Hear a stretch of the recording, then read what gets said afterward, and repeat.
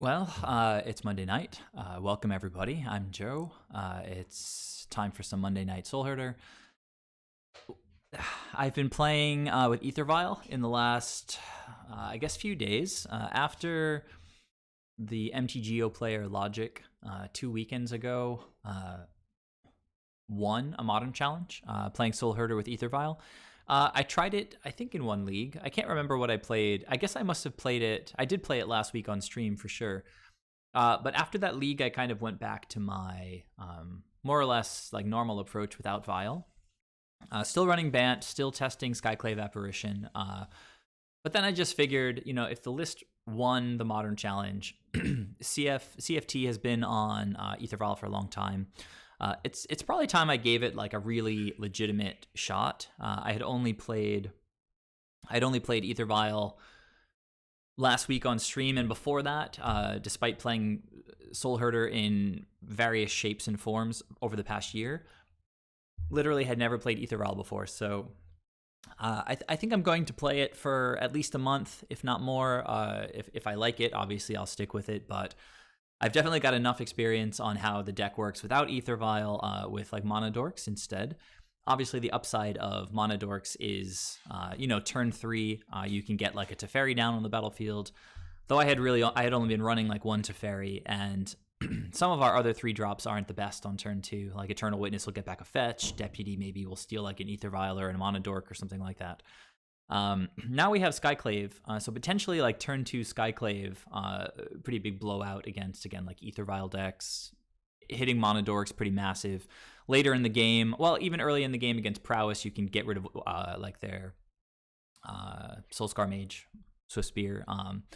But later in the game against Death Shadows, also amazing. But anyhow, so Monodorks, potentially pretty strong with Skyclave, but Vial, I've been playing it after I reverted back to my normal build. I had this realization, like maybe I should give it a better shot. And so I've been playing with Vial for the last few days, and I'm getting used to it. Honestly, like there's a lot of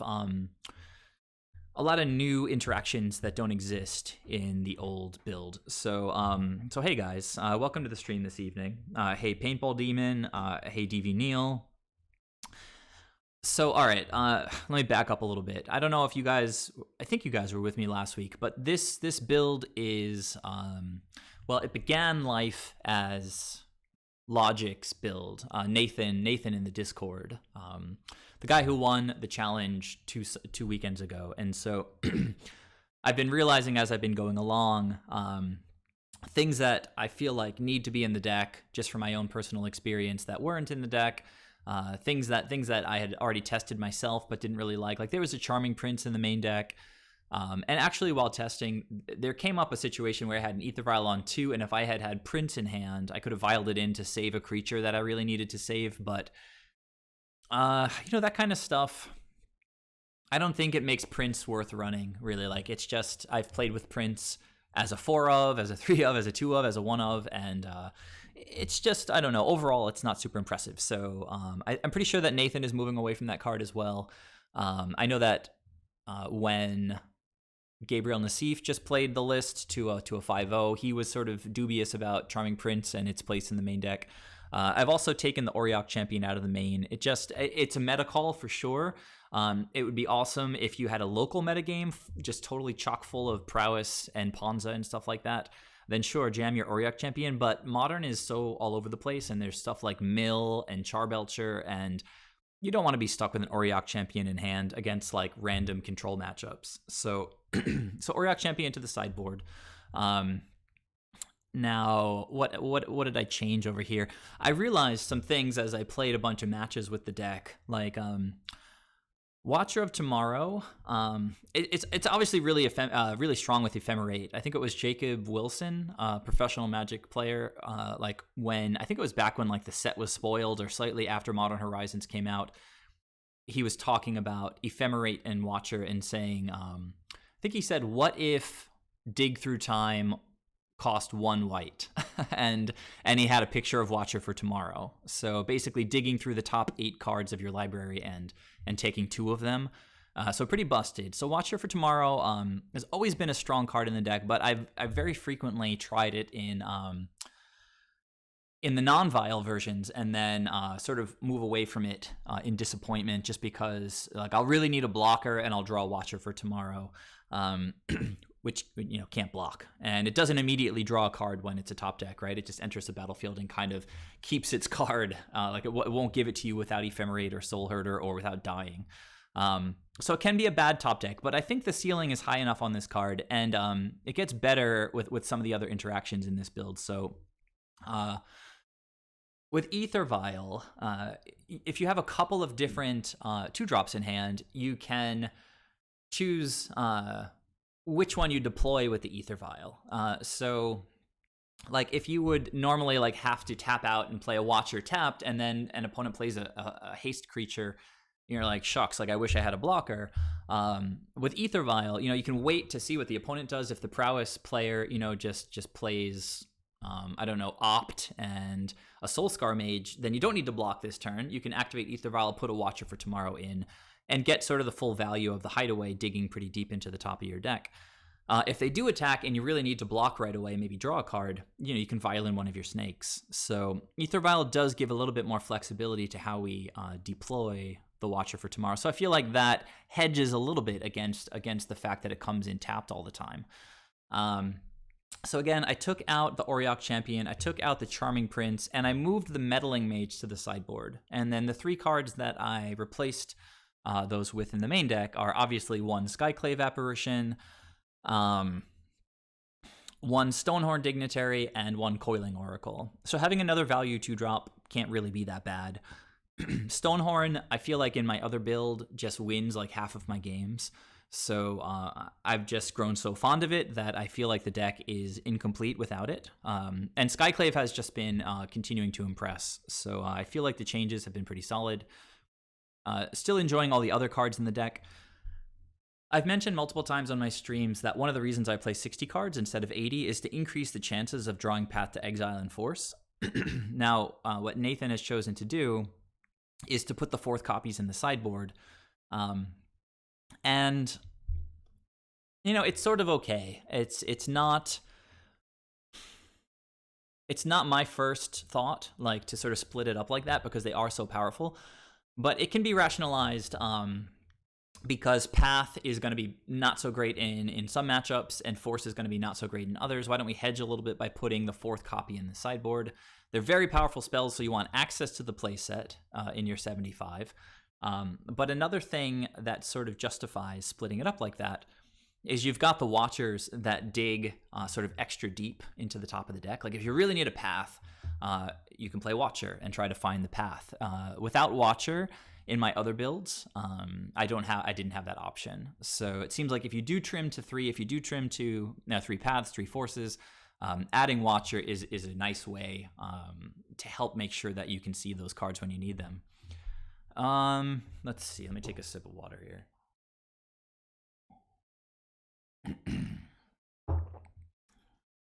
Now, one more thing about the build, because one of the things that I was pretty dubious about when I first saw the list was the 3 Teferis, because that's a lot of Teferis. It's legendary. It's pretty awkward when you draw multiples. I've always thought, okay, well, it synergizes very nicely with Ephemerate. Synergizes very nicely with Venser and Force, anything that the opponent would like to interact with on the stack. Teferi says no to that. But it has a little more synergy when you run 4 Watchers, because if you've got a Watcher on the battlefield, say turn 2, turn 3, you play Teferi, bounce that Watcher back to your hand. Now you're getting the card that you dug 4 deep for. It's not just a random, if you pick your snake back up to hand and replay it, you just get a random card off the top of the deck. Watcher is getting you pretty far into the top of your deck to find what you need. And so I saw in the Nassif League, like he did that a couple times, I think, like bouncing a Watcher back to his hand. And so that was pretty impressive, I thought, that synergy. And Teferi's just been like kind of good in general for me. Like he was able to bounce some Blood Moons, bounce other random artifacts lately. So I'm not going to be so quick to trim on Teferi's just because I think maybe it seems like a reasonable thing to do. Again, Nathan, aka Logic, took it to a victory in a modern challenge. So I feel like it's definitely got good bones, and I should really I should test it significantly before making massive changes, apart from, again, Charming Prince, Auriok Champion, Meddling Mage going to the sideboard. All right, I've chosen to keep the Thassa. I had actually asked Nathan what he thinks about trimming Thassa in favor of running 2 Soul Herders, like I had been doing in my previous build. And he actually told me he was planning on doing that like the next time he plays. Like he had actually been it had been on his like to-do list. But of course, immediately after I suggested that, well, so part of the reason is, and he agreed with this reason, was that in this build, you really like to get Aether Vial up to 3 and just leave it at 3. Like, so if you start drawing a bunch of 4-drops and you don't have any 3-drops in hand, it's sort of like with Merfolk, where it becomes really enticing to tick the Aether Vial up so you can get that Master of Waves onto the battlefield for free. But then the Aether Vial becomes kind of useless for the rest of the game, and so you really need to be careful when you do that. And so I found myself in a few games with Thassa in hand, maybe not quite enough lands, or maybe there was a Blood Moon out and I didn't have blue to get her on the battlefield. And just thinking, like, you know, if I could just leave this Aether Vial on 3, and if Thassa was a Soul Herder, you know, it would just always be there with the Aether Vial. But then I was saying, of course, I had a bunch of games where Thassa getting onto the battlefield and, you know, just not being targetable by Path to Exile, things like that. It just was able to chill out, play a couple of value creatures and start blinking them, and just eventually pull ahead of the opponent.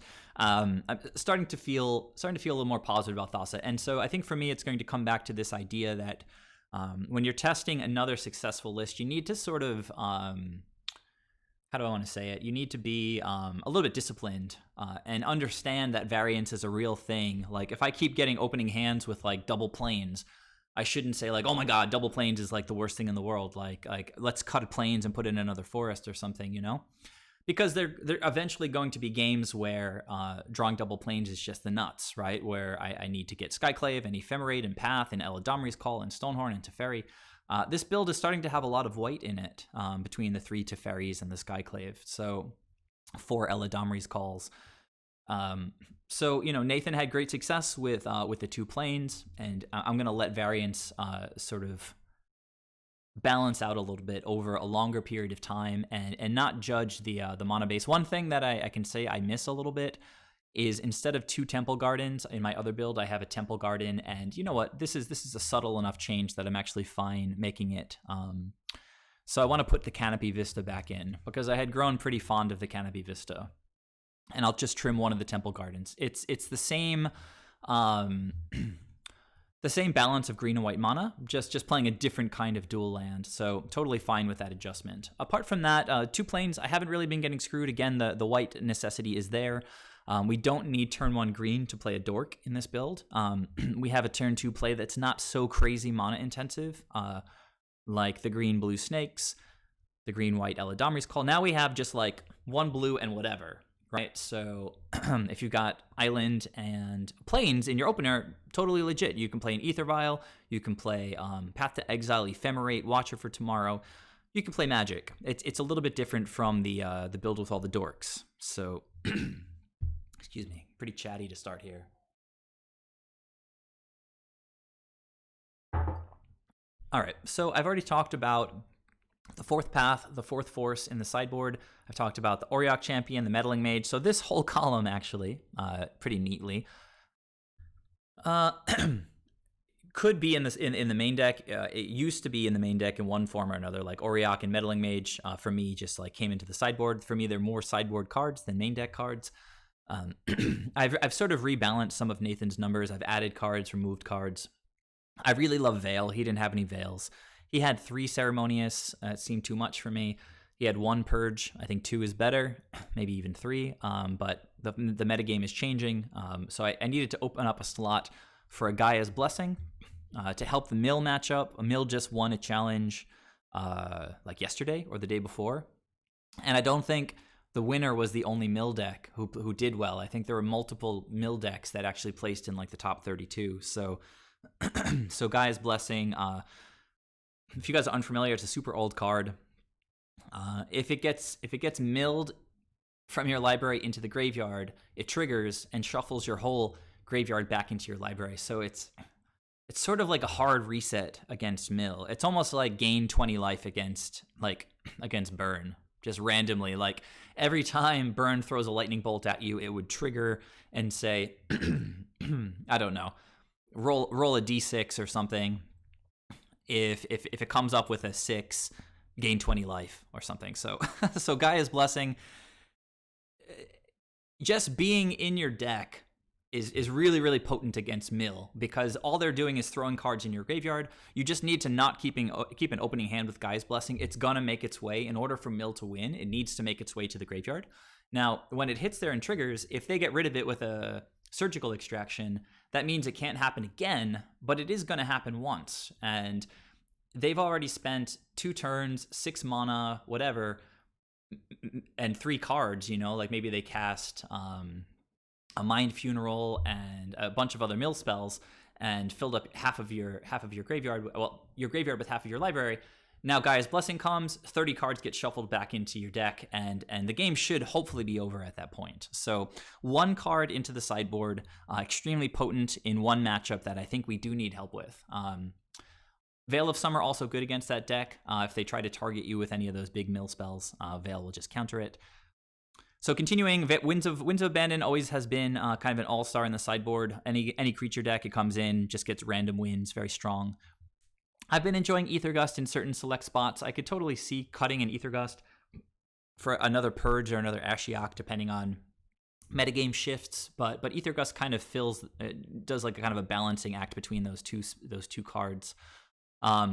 Which is to say, Ashiok is quite good against Titan decks. Purge is quite good against, Ponza, Prowess, Death Shadow, lots of other decks. Aether Gust also good against Titan decks, but Aether Gust not good against all the decks that are good against, that Purge is good against. Like Aether Gust doesn't come in against Shadow. Yeah, basically. So Night of Autumn, a main deck card for a really long time.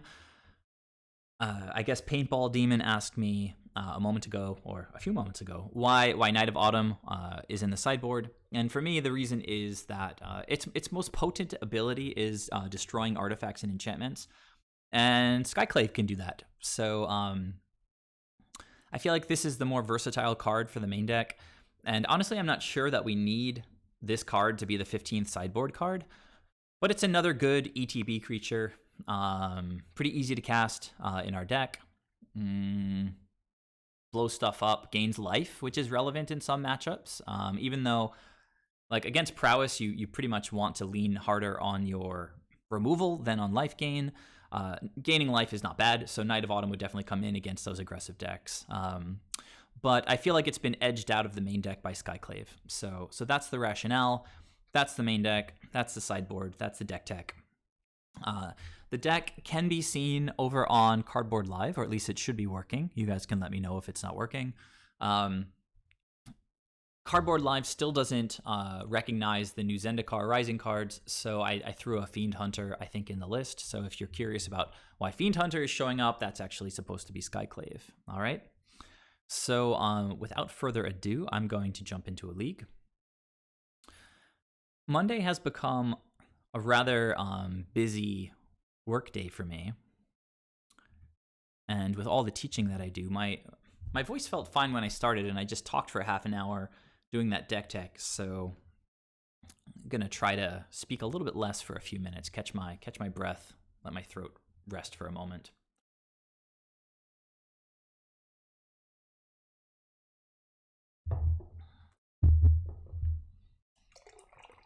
How are you guys doing this evening? How are your weekends? Did you get outside? Did you play some Magic? Have you been ordering Zendikar cards for all your various decks? Okay. Got a fairy avatar that we're playing against. Opponent says good luck. Very nice. Thanks. Same to you. I won the die roll, so starting off with some good luck, I'll say yes. And an Ether Vial. This looks like a very nice hand, so we will keep. Turn 2 is almost certainly going to be... Well, it could be Eladamri's, but I like getting Watcher down, and we need some green mana, so I'll probably just open up with untapped Breeding Pool. But you know what? I do kind of want to draw land, so playing the plains out first seems fine as well. It slightly increase our chances of drawing another land if I don't fetch. Throw our opponent off, make them think that we're on taxes. That's a nice looking Breeding Pool. I've never seen that before. Art looks pretty low res when you zoom in. All right, so what can we do here? Amulet of Vigor. Man, we always get the weirdest pairings in my streams, and by weirdest I mean least fortunate. Hey, K33 Khan. I guess I'll just call you Khan. Ordering Zendikar cards.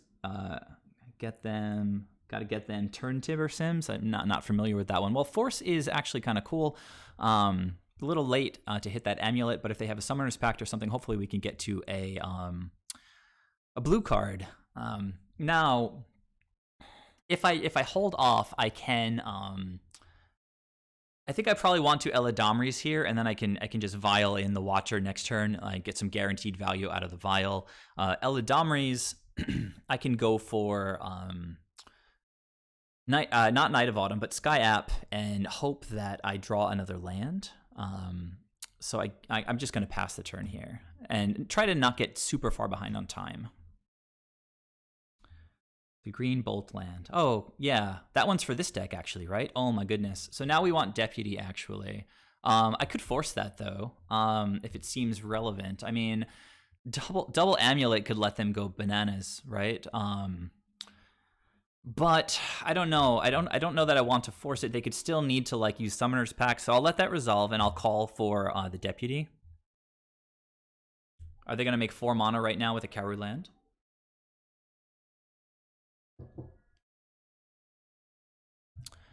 Oh, they have the new one, but they just played it as a regular land. But they could always bounce it back to their hand. All right, so they're making, I think, 2 mana with this land right now. Okay. So we're kind of predicting a Titan next turn, but it could be through a Summoner's Pact, which we could counter. So I think I need to go get green-blue here, just of necessity. But if we go get Sky App, I kind of want to have... No, I'm getting Deputy, so I'd like to white, blue. I don't need double. All right, I'm just going to go get Breeding Pool here.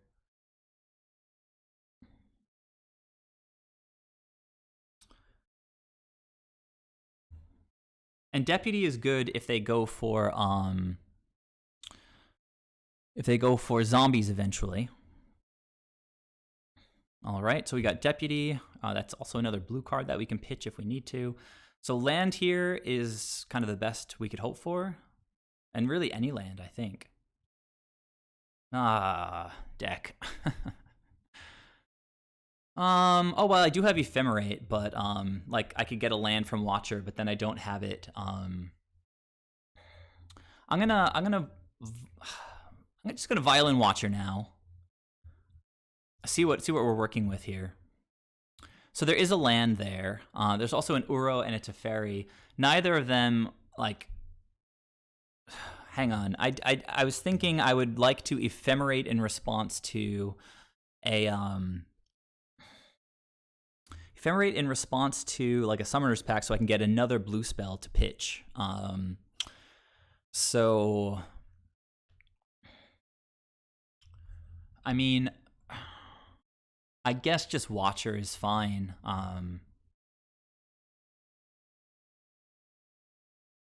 And no third land, unfortunately. But we do have force up.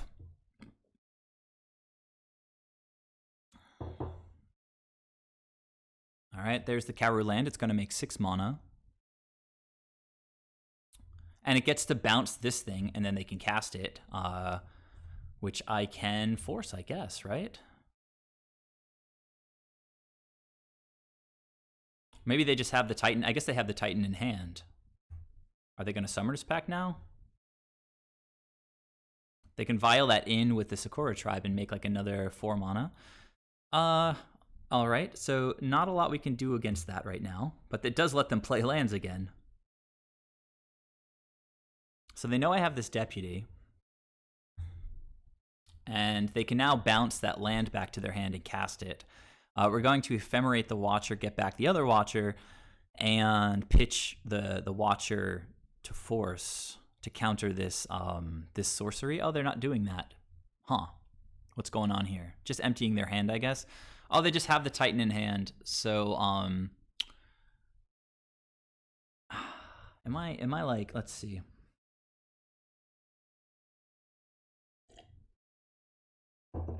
Yeah, it's totally possible. So this thing's going to resolve.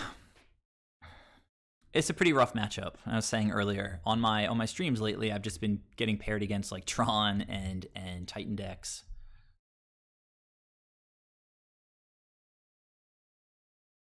So I mean, they can make so much mana right now with double Amulet.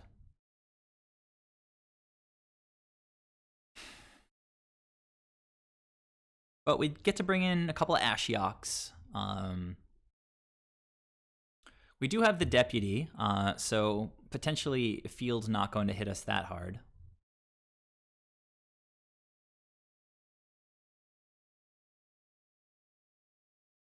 Jesus, these turns.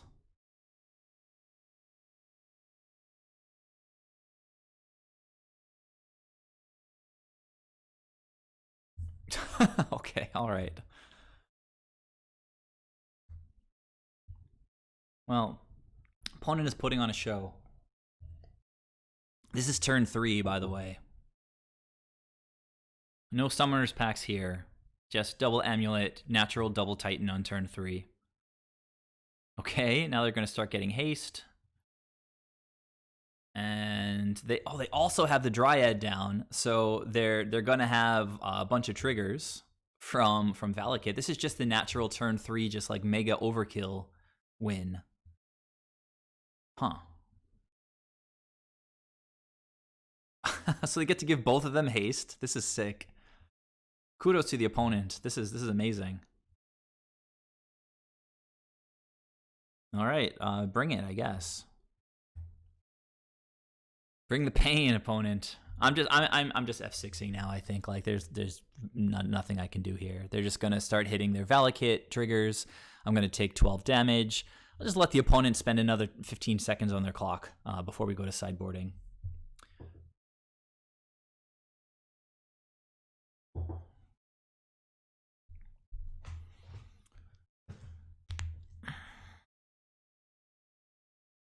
So that was impressive. And if they didn't have Titan in hand, one of their lands, the new Bolt land or whatever it's getting called, this one could have gotten them a Titan. So just, triple redundant Titan. Pretty nuts. Pretty nuts. I'm not even getting hit by the Titans. I'm just dying to Valakut triggers. Oh my god. That's just like, man, it's an advertisement for Titan right now. That's absurd. Not even mad. All right, so let's go Gust. Let's go Meddling Mage. Come on, Meddling Mage. Come on. Don't be shy. There we go. I guess Knight to blow up amulets, even though it's pretty slow. We'll go Ashioks. Now forces, the force was kind of rotting in our hand there, but they do have things that we need to counter. I don't know that I like bringing, well, I mean, we do have to try to counter the, maybe all the 4 forces is correct. Wins is sort of okay, but if they get to that point, it's usually like kind of done anyway, and maybe the last path, but we got to think carefully about what we want to take out.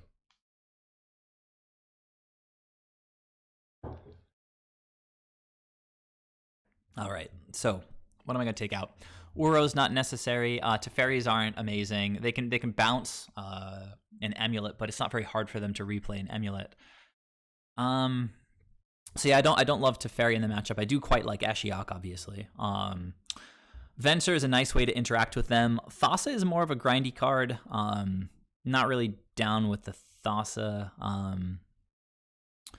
Watcher does dig us to like Ashiok and Gust and stuff like that, and we'd love to recur Gust with Eternal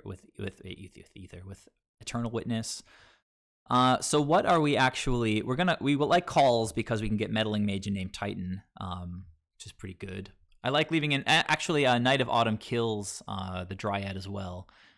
So I got to cut 4 cards. Let's think quick. Again, I think Thassa is a little bit dirtily. I do like Skyclave, blows up amulets, blows up their 3-drops. Got to trim 3 cards here. I'm on the play. Can't afford to trim any lands. Maybe one of the Ice Fangs. I don't know if with Ether Gust, I don't know if I need 4 forces. I'll stay on 3 forces. And maybe with the Skyclave and the extra Winds of Abandon, I don't need all 4 paths. All we need is really to draw 1 in this matchup, and I'll just run it like that. So we're looking for 2 lands, Ether Vial, Ashiok, Meddling Mage, maybe a force. Venser, a little bit worse in the Ether Vial build because we can't ramp with him. All right, this is sick. If we can't win against this deck with this hand, then, we can't win against them. They are keeping 7, so that's pretty nasty. We're going to go blue, Ether Vial, and then next turn, blue-white, go find Meddling Mage, and then play Ashiok on turn 3. Only way this hand could be better is if we had just Meddling Mage straight up instead of Eladamri's Call. But that's the power of Eladamri's Call, is it makes your 1-ofs into 5-ofs. Stonehorn is pretty bad. You're right. I could have taken that out. It's not always super terrible if they get to the point where like they need to attack to win with zombies and such. Opponent is not respecting my deck at all, which, maybe they shouldn't be respecting my deck at all. Like, they don't really have to. I'm going to play Ashiok next turn, so I do need another blue source. So I might as well go get, like, Breeding Pool now.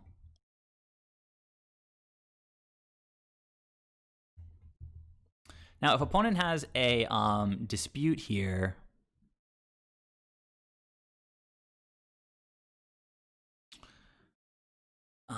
if they have a dispute, then they could hit my Ashiok, but I do have 2. I drew both Ashioks, so the deck wants me to win one of these games. I'm going to play the basic here.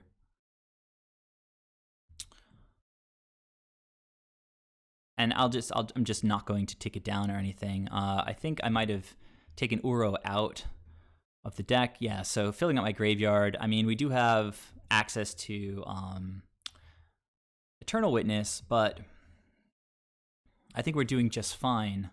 I think I might actually, since Titan is just like a dumb 6/6 right now, I might want to reconsider what I name with Meddling Mage here. So I might want to name like Dryad. I think I might want to name Dryad.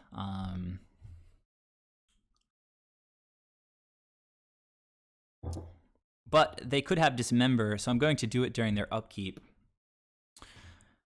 I'm gonna do it during their upkeep. Try to play as smart as I can. Been making random punts with this Ether Vial build.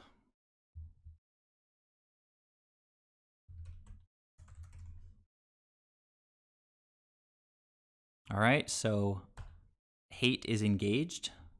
If he plays an Amulet now, I can just like destroy it next turn. Oh my god. See in the future. Maybe they randomly have Azusa instead of the Dryad. Oh my god. They have Azusa. I think that's like a one of. All right, so we're just going to blow up the amulet, but they probably have a Titan anyway, but Ashiok is keeping it locked up.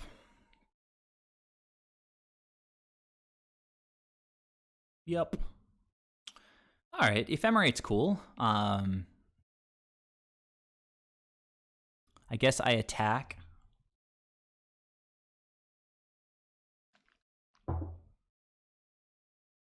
Khan, I appreciate that you have such expert knowledge. Now, guys, I'm a little bit curious to know what you think about this.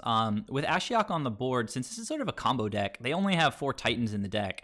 Should I just be randomly ticking down to just hope that I'm milling their Titans and such?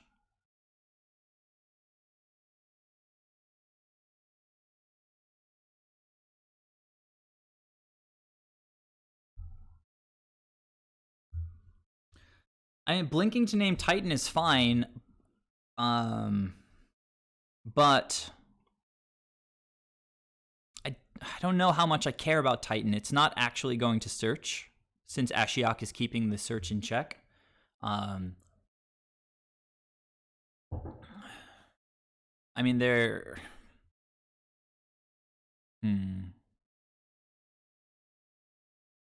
Now, I mean, if they play Dryad is the only thing that turns Valakut on, and I'm actually pretty afraid of Valakut.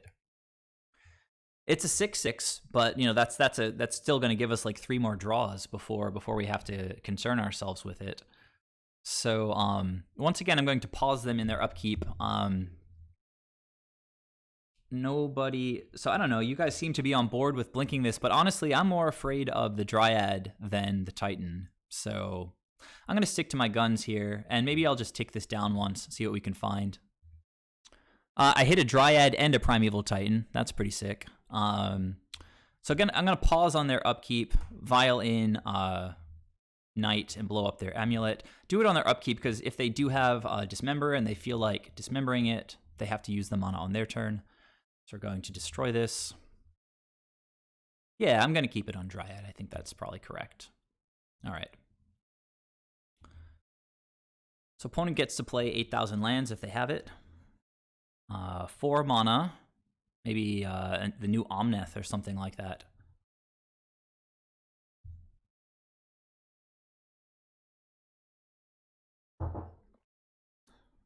Opponent doesn't like those taps. He's going to try again. Okay, so we're making 8,000 mana. Okay. Seems good. All right, so he's probably got the Titan in hand. Again, it's not going to search. We do have a bunch of removal in the deck. We can gain life with Knight of Autumn. So not in a rush to Ephemerate right now.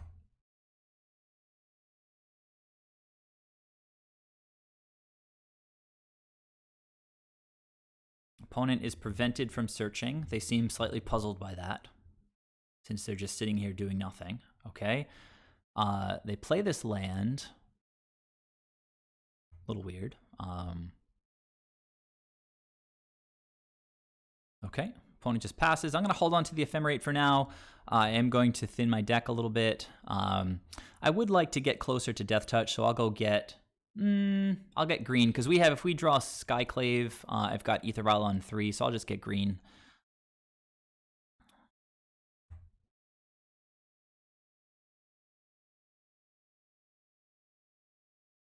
Aether Gust is kind of cool. I guess that lets me bounce the prime time. Gets us some time, right?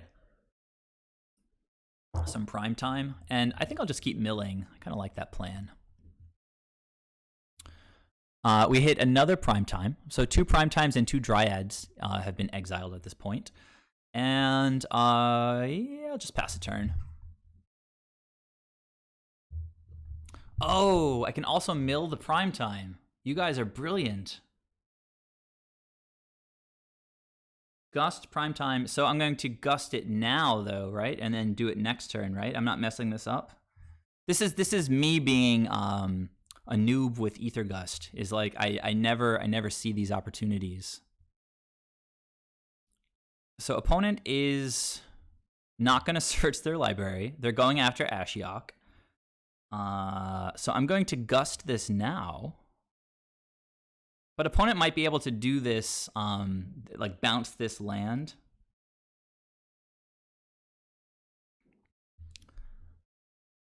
And then just, I guess they have to draw it again. No. This looks through the top. They put it on top, so I guess they get to, what's happening here? Are they just casting another? Oh, yeah, they're just casting this thing. Which is fine, because it's going to put it back on the battlefield. I mean, it's whatever. Just blank their attack, right? Okay, still doesn't get to search. So we have so many live draws here. Oh, you know what I could have... No, I couldn't have done that. I was thinking rename with Meddling Mage, but I still like keeping it on the Dryad. We should check how many Dryads. There's 2 and 2, and this is the third one. So we can draw a Path. We can draw an Eternal Witness. We can draw a lot of stuff. So I kind of messed that up, I guess. My bad, guys, but we're learning. So speaking of Stonehorn being terrible,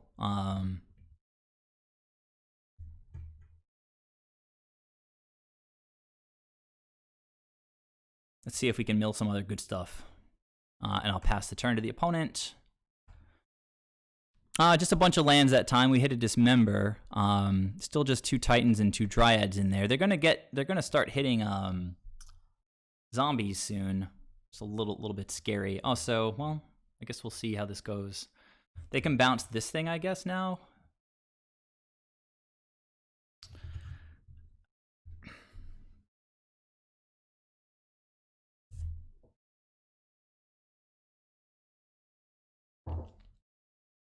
Okie dokie. Now there's only one other one of these guys. Oh, it's a 4/4. Can't attack though.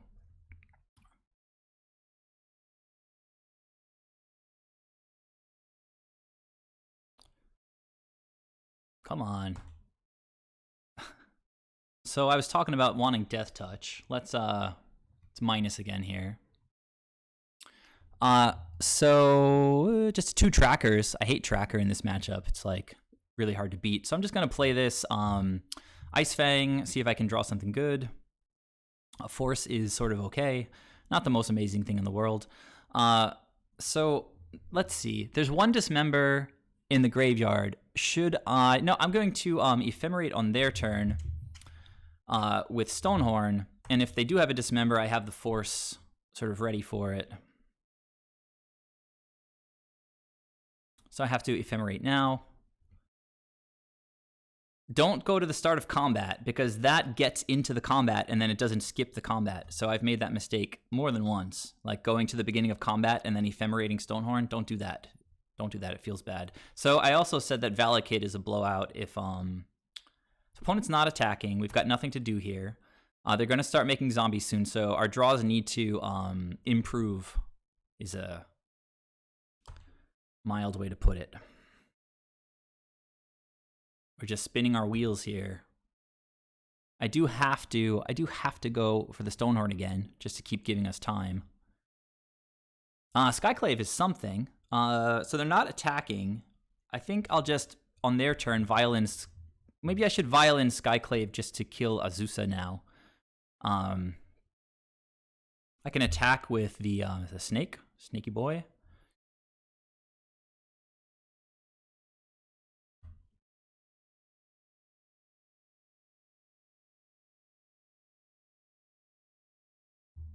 So they are not on attacks this turn. I think I'll probably just leave up Force for now.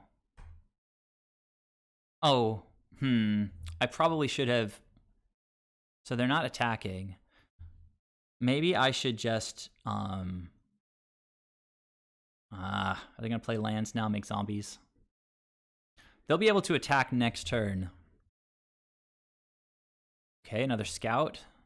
Can't counter that. So I think I'll go ahead and just kill the scout that's a 4/4, just so we don't die.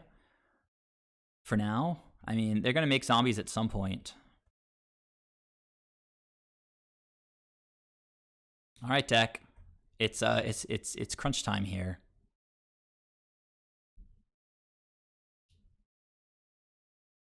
Oh yeah, that's what I was thinking, Con. Oh my god. Deck is trying to kill us right now.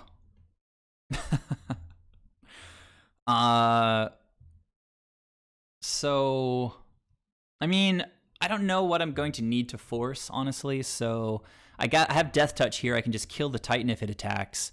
I'll leave the Ashiok here for now as like a lure, and I'll also leave back my Death Toucher here. All right. Well, we need to start drawing a little better.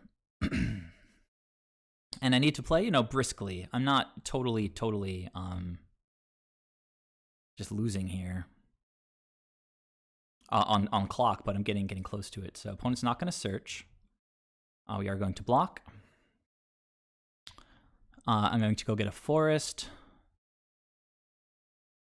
And Ashiok will be down, but I do have another Ashiok in hand.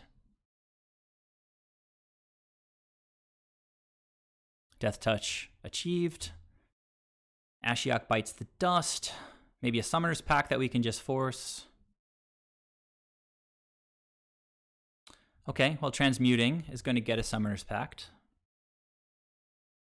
Or maybe just like a, I don't know, we'll have to see. Maybe it gets an Engineered Explosives. Summoner's Pact, fair enough. I'm just going to counter that. Pretty clean. We're still desperately looking for an Eternal Witness, which would get Ephemerate and just totally unlock the graveyard.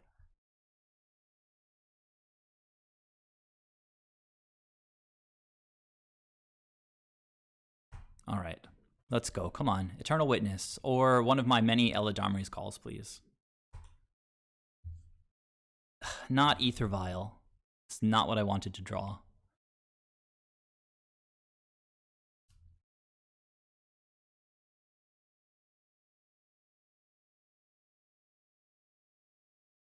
All right, what do we got?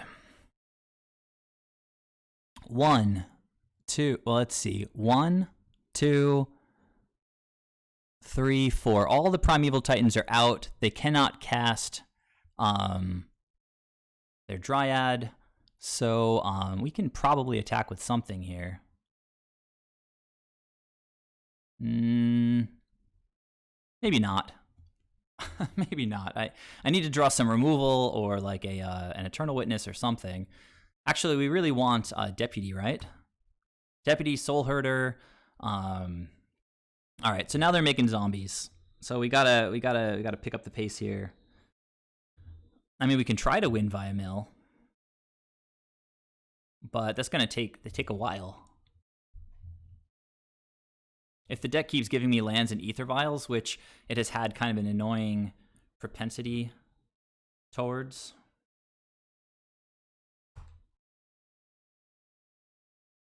Oh my god.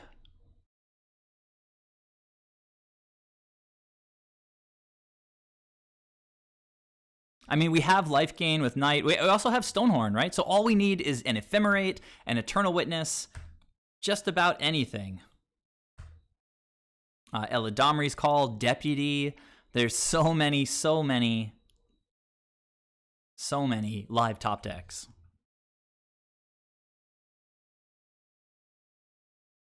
All right, so Vesuva's going to make 800,000 zombies. They've got red mana. They give the zombie haste. So now 5 of those guys are coming at me, I guess. All right, what do you got? Where are you going? You're going Ashiok, Ashiok, Ashiok, Ashiok, Ashiok. Yeah. I guess I'll block. Doesn't even matter. He's going to die no matter what. So you got it. Ashiok down. Deck's finally going to give me a good draw. And we're going to see how Soul Herder wins against Primeval Titan decks.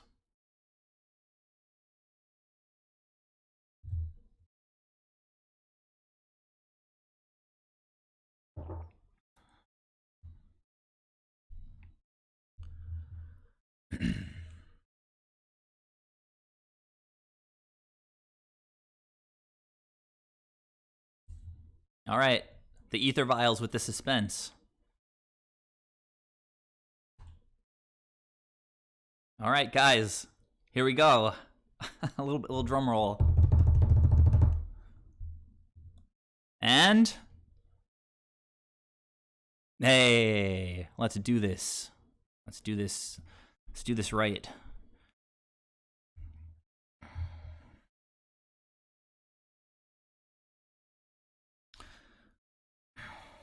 All right, so I mean, there's multiple ways to go about this, but I think I kind of just need to get, like, I can go get Eladamri's Call, get Soulherder, and just get a Stonehorn loop, but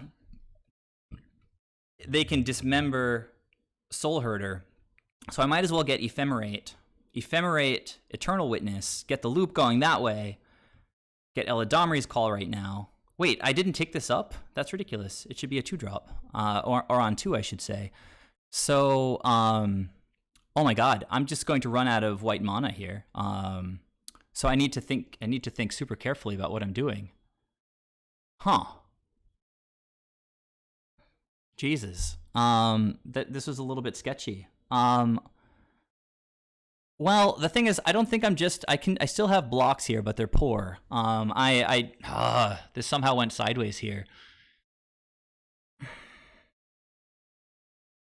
Yeah, well, Ephemerating Stonehorde would get me the turn, it's true. But, I don't have white mana to go get Deputy. I have white, green, but then I don't have enough mana for Thassa, and I think I took Thassa out anyway.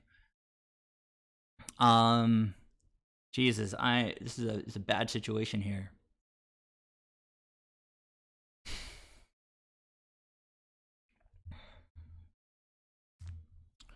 So what do I have that can for triple green, for green, blue, blue, or whatever that can do anything? And the answer is not a whole lot. They've got 8, 9, 10. If I block 5, it's 5. It's uncomfortable.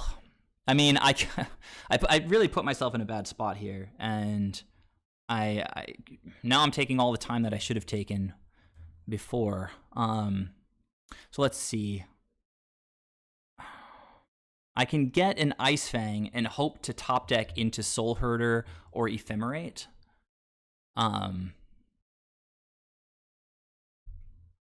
It's pretty bad. Pretty bad. We just have to live, though, and maybe keep Stonehorn and Eternal Witness on the battlefield. Hey! All right. I'm still super low on the clock, and I'm not very close to winning. But this. Oh my God, Soulherder, thank you. Now I need to play super fast. Yeah, bailed out, but probably not, because whatever.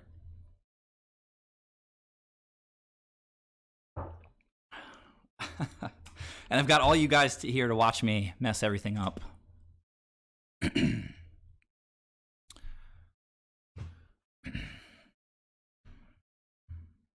So we're looking for Deputy. We've got the Eternal. We got the Ephemerate coming back.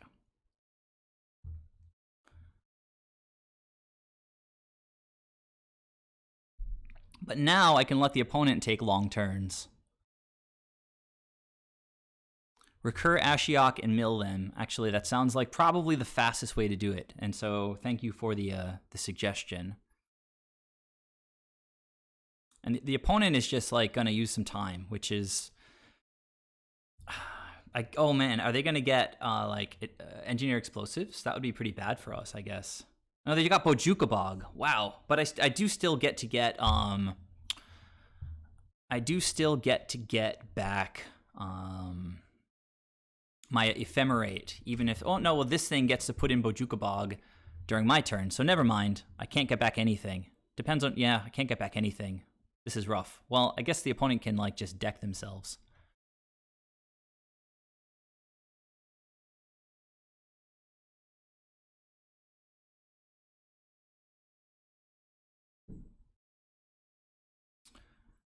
No. Wait, what? It didn't cast the Ephemerate.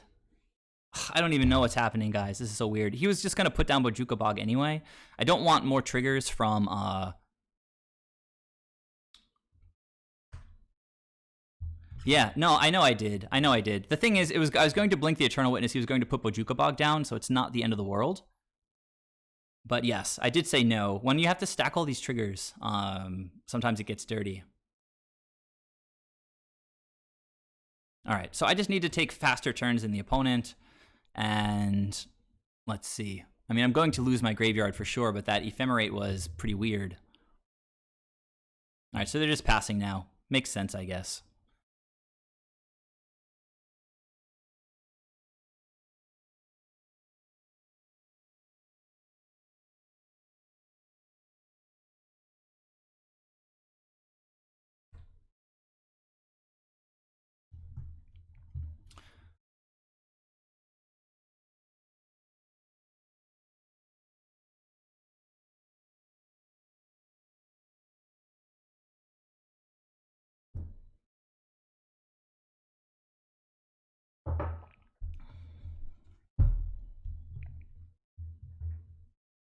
Ugh. I have to stack both of my Ether Vials. Pretty obnoxious.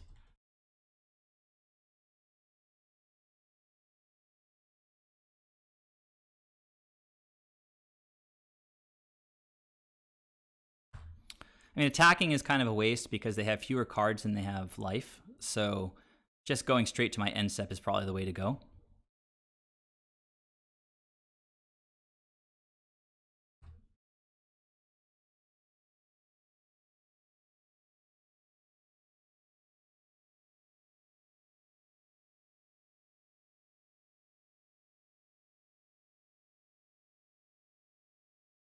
If they're just F6, then an Ephemerate could get back an Ashiok, depending on how much attention they're paying.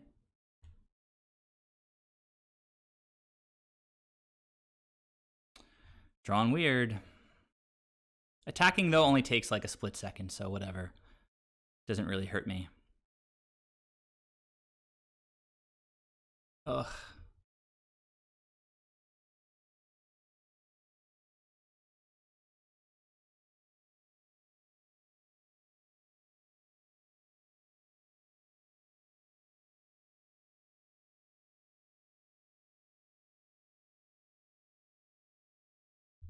You know what? Oh, so let's stack them now.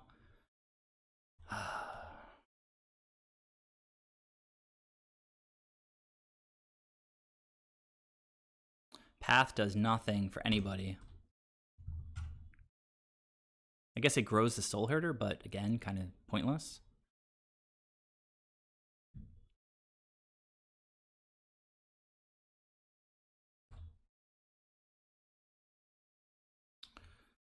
Oy.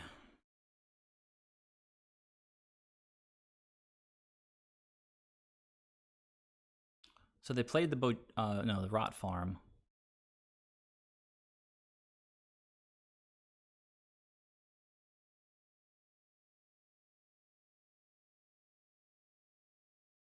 So now I'm not attacking since it just gained life. It just seems stupid.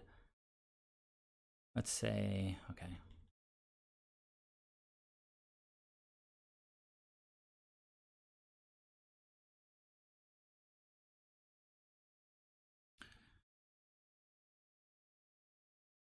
I mean, this is an example of a situation where I think I have the win in paper because I have Force against Dismember. That's like kind of their only out, and they're totally just going to mill here. But unfortunately, I have to take still like 10 seconds per card, or maybe a little bit less.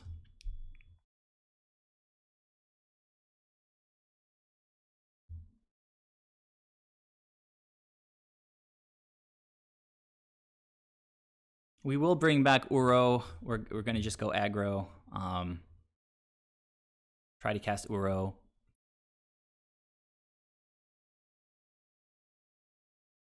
Ugh.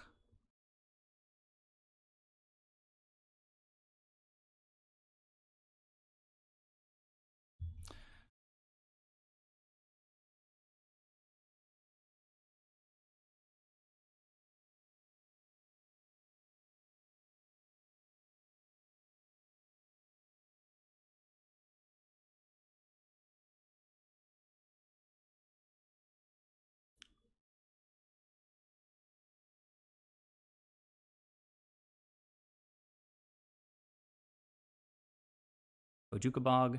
Oh, I think they're letting it go.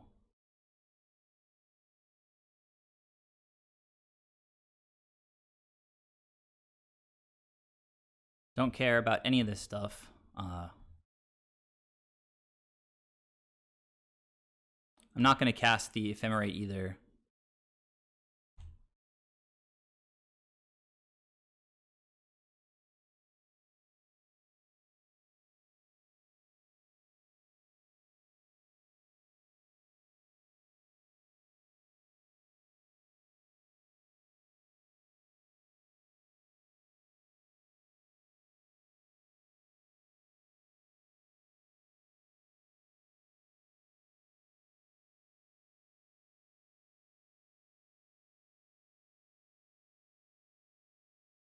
Not sure why the opponent is just chilling on the Bojuka Bog. A little bit weird, but at the same time, I've only got 4 minutes to win game 3, so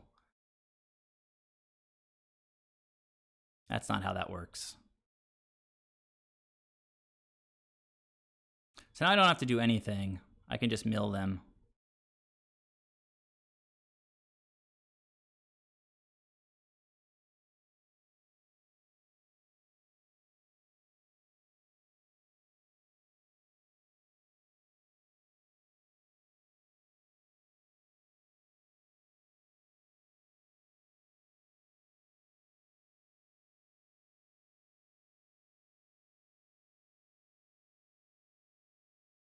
My computer does not like having all these objects on the battlefield.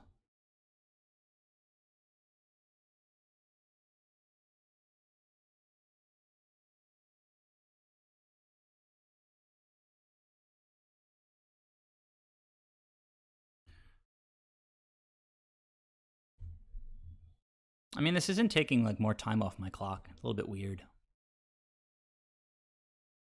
I guess it is.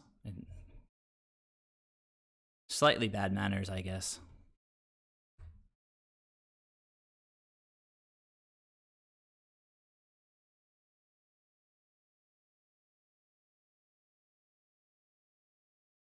All right, so I'm gonna run to the bathroom, guys. Thanks, Con, for joining me. That was probably like 5 minutes ago. I was too concentrated on trying to win. I'll be back in a second. Actually, you know what? Let me adjust my sideboard real quick because we do have to make some changes to have any hope of winning here. Flying creatures. Venser can potentially shut things out pretty quickly. Uro, I think the forces are fine. Let's take out anything slow. Stonehorn won us that game. We're going to lose if we get to wins, and so that's probably fine. Let me go to the bathroom.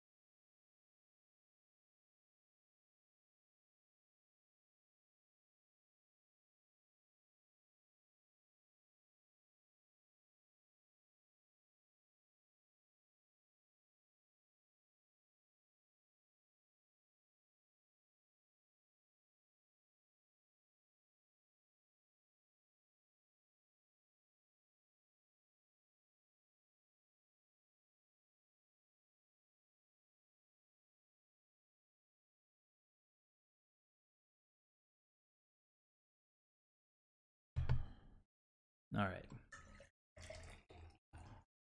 So the sideboard hate is actually really, really good in the matchup. The problem is that everything that I do takes like 17 times more clicks than what they do. So it's just hard. It's hard to stay close to equal on time in these kinds of matchups that go really, really long. So anyhow, I don't know that there's really a great way for us to win quickly.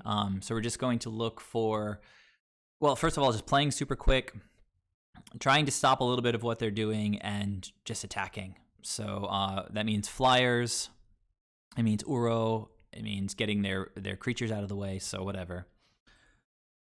It means just waste the next 4 minutes of my life, basically. since it's totally lost, but I'll do my best. I can hear the fans running on my machine. They didn't like having like 50 or 60 zombies on the battlefield. This is a keep. Keep enough. Like turn 1, Canopy Vista, go get another land, and we're going to keep. Maybe an Ether Vial off the top would be nice. Okay, we didn't get it, so just pass. Go get blue, play a snake. Or actually, Watcher is a faster clock.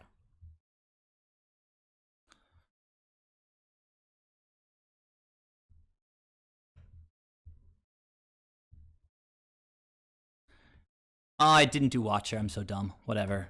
I'll do it next turn. Stupid. I'll do Watcher and have Ephemerate up.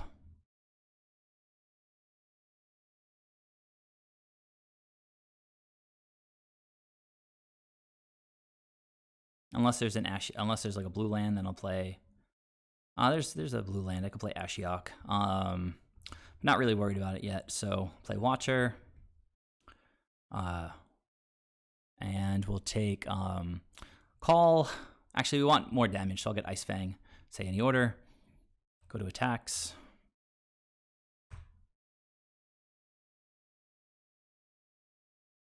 We've got a Skyclave next turn, I guess.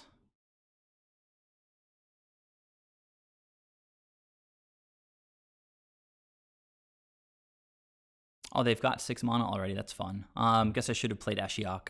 That's another thing that happens when you've got 3 minutes on the clock and all you're thinking about is how to get like extra flyers in the air. You just lose because you don't realize how many lands the opponent has. Oh, Valakut's already out.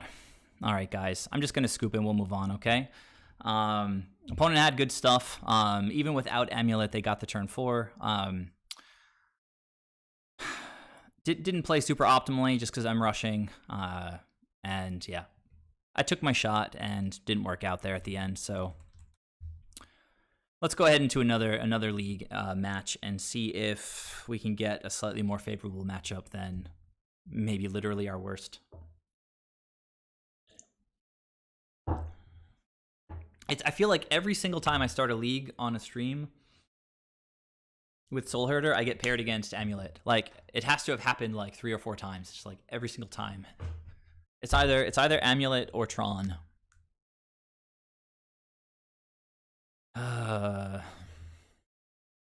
Anyhow, whatever.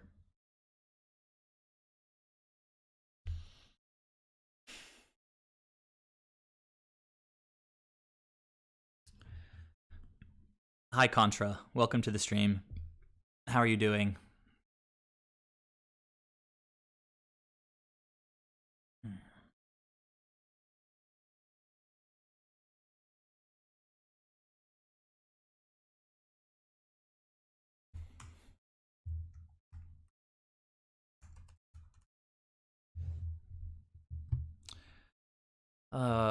Well, I hope we can find, I don't know, a slightly more interesting matchup than Amulet.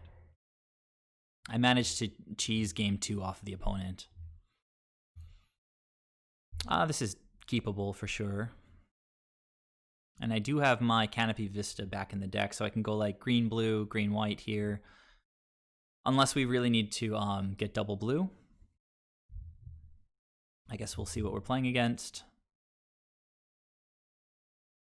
Looks like well, I don't know. Okay, so this is blue-red. Well, it's Electro Dominance. In all likelihood, that path is going to be less than useful. The Force is going to be super useful. Actually, Teferi is the nuts in this matchup because they can't cast anything with Suspend.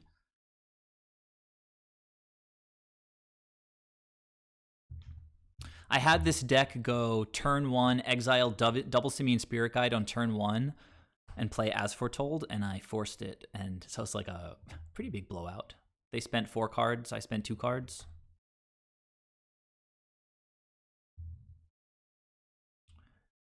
So now they can cast, if they want to, Electro Dominance on my turn, but I don't really have anything, like if they have Balance, they can make a bunch of Rhinos. And I've learned from that other match that I shouldn't counter the As Foretold. I should counter their payoff spells. So here, as I mentioned, I'm probably going to look to get like a basic island. I'd really rather not pitch to ferry. So it's possible that the best play is just to keep Watcher in hand. If they play the rhinos, I can counter the rhinos. I'm also not going to counter Electro Dominance. I'm going to. Oh well, I can't counter anything on my turn.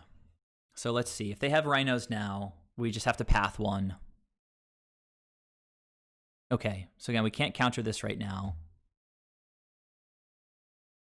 Okay, so it's rhinos, and I'm not going to let them untap. I'm just going to go get blue-white here and path one of the rhinos before they can remand my path. And then we can bounce the other rhino with Teferi, hopefully, unless the opponent... maybe the opponent will tap out... and then we can counter... I think in this spot, they've already used a bunch of their cards. I might want to counter the As Foretold if they go for it. But we could bounce this rhino with Teferi. It looks like the opponent is ready to pass, though.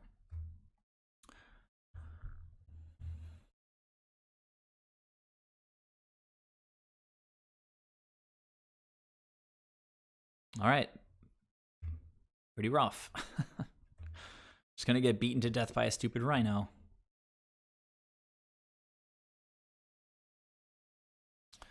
Well, I mean, now we can at least Ewit next turn, get a path, get rid of that thing. They could very easily just have more rhinos in hand, which would be very, very rough for us. So we might be in the market for like hard casting force here. I don't love casting Teferi into this open mana here. So I think I'm just sort of fine taking another hit from the rhino. Next turn, potentially dealing with it with path. We also want to look to hit this Ancestral Visions, but just gonna pass.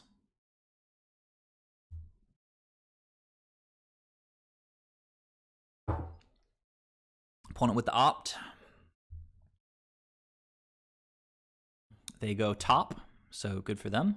Untap. Ancestral Vision goes down to 1 counter. Attacking. I might as well activate Vial now. I can't block anyway, but let's see what Watcher puts underneath with Hideaway.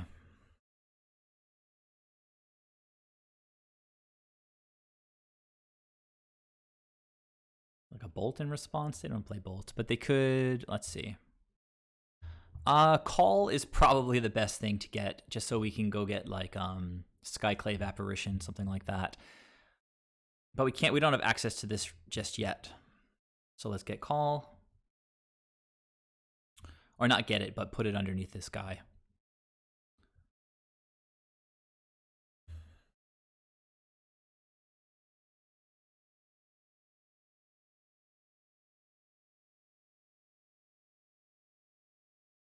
Suspending the Gargadon. That's another thing that like Teferi is super good against. Can't cast the Gargadon. All right, so I'm just going to get more blue-white here, I think.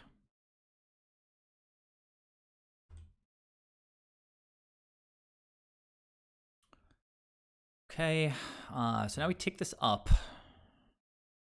Get path, go for path. If they remand the path, it's not that great, right?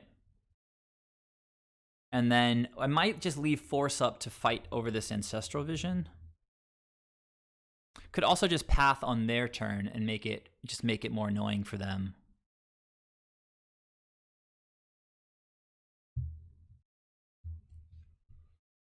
Leave this guy. I don't. Yeah, attacking doesn't seem amazing to me, so it seems unnecessary.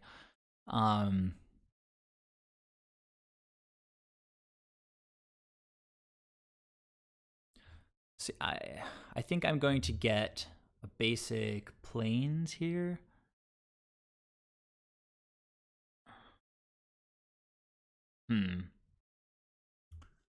Opponent has been like very carefully, I think, leaving up remand. So I'm going to witness and then path the rhino on their turn, I think, right now.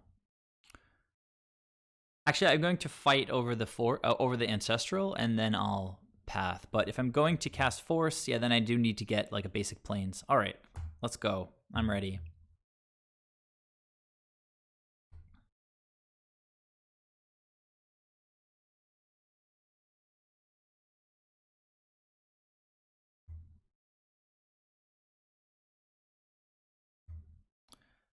And I think I'll pitch the Teferi. I do have 2 more Teferis in the deck.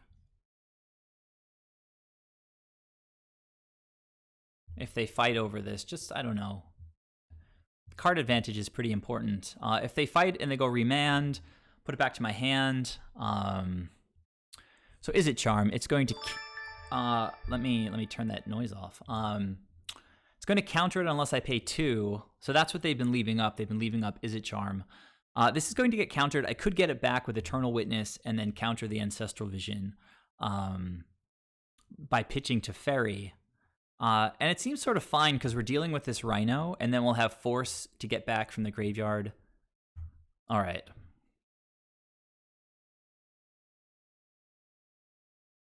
But then we're taking this hit from the Rhino, but we do get to get back Eladamri's Call. So maybe I just kill the Rhino by double blocking. Now, Teferi's a very good card in the matchup, but they're getting pretty low.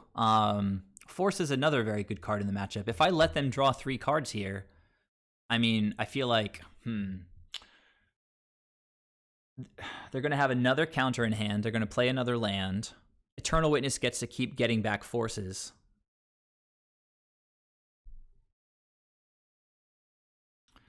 We have 2 more Teferis in the deck. I think I'm countering it, or trying to, because I don't want them to draw 3 cards.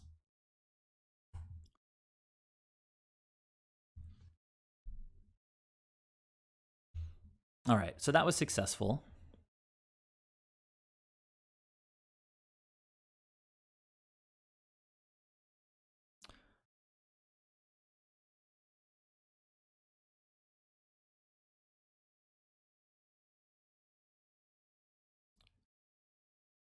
All right, Eladamri's Call. We can go get a good creature from our deck. We can get Force back from the graveyard and hardcast it. Opponent has suspended another Gargadon.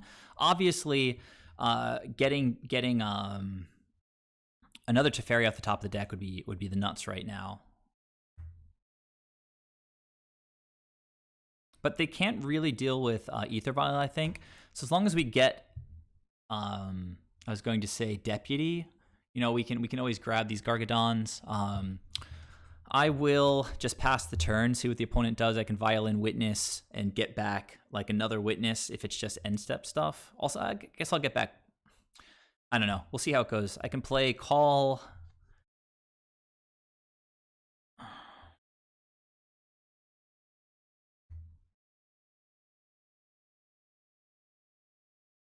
Skyclave blows up as foretold.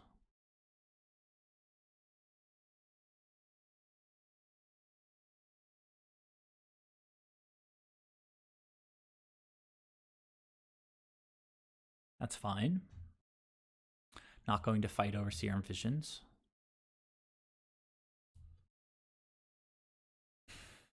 I think I have to play pretty conservatively in this spot. Just put an Eternal Witness on the battlefield. Of course, the opponent now can respond.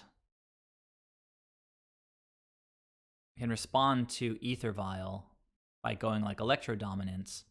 But we both have 4 lands. If they have balance, it's really not that good. If they have more Rhinos, I guess it's pretty good, but I can just go get Deputy.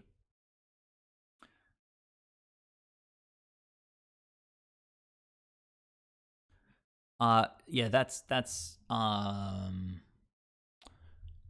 so I'm going to let this resolve and then counter the Footfalls, I think.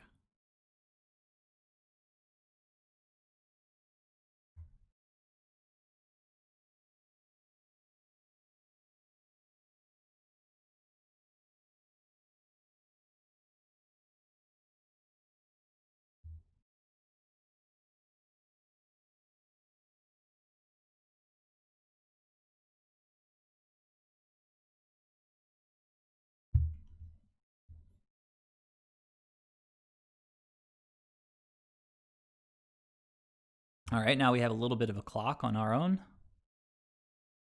Teferi off the top.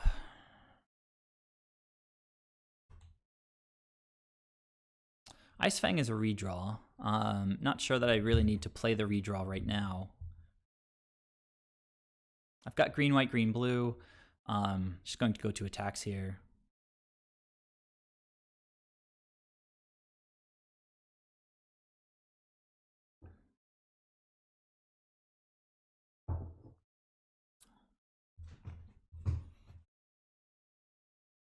Gargadon does not have trample. So if I can get Death Touch online, that's reasonable against them. Opponent doing As Foretold. We've got the Skyclave for that, so we'll see if they go to their end step. I guess, I could call for... I already have an answer to that. Now I could call for Eternal Witness, get back... Call for Eternal Witness, get back Force Pitch the Coatl to counter, like if they have some Cascade spell. Not Cascade, well, whatever, Suspend spell. Flame Slash, yeah, that's fine. You got it.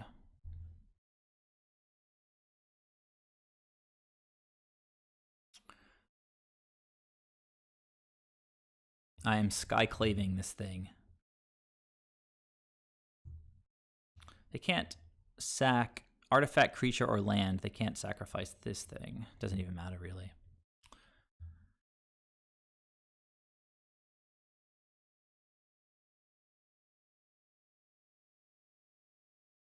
Okay, so that's dealt with.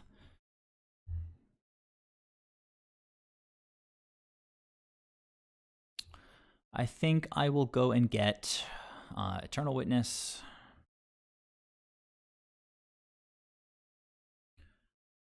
Turn up the heat with my Flying Snake.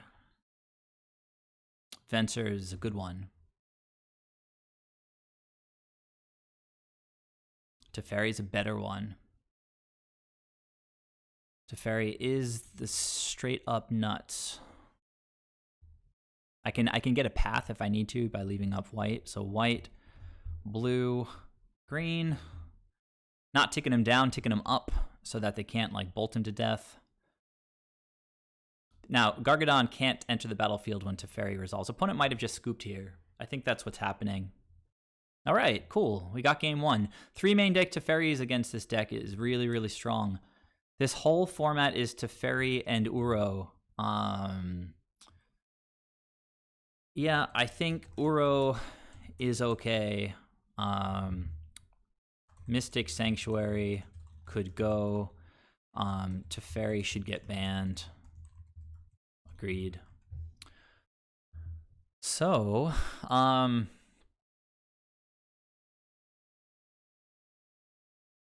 Meddling Mage seems okay.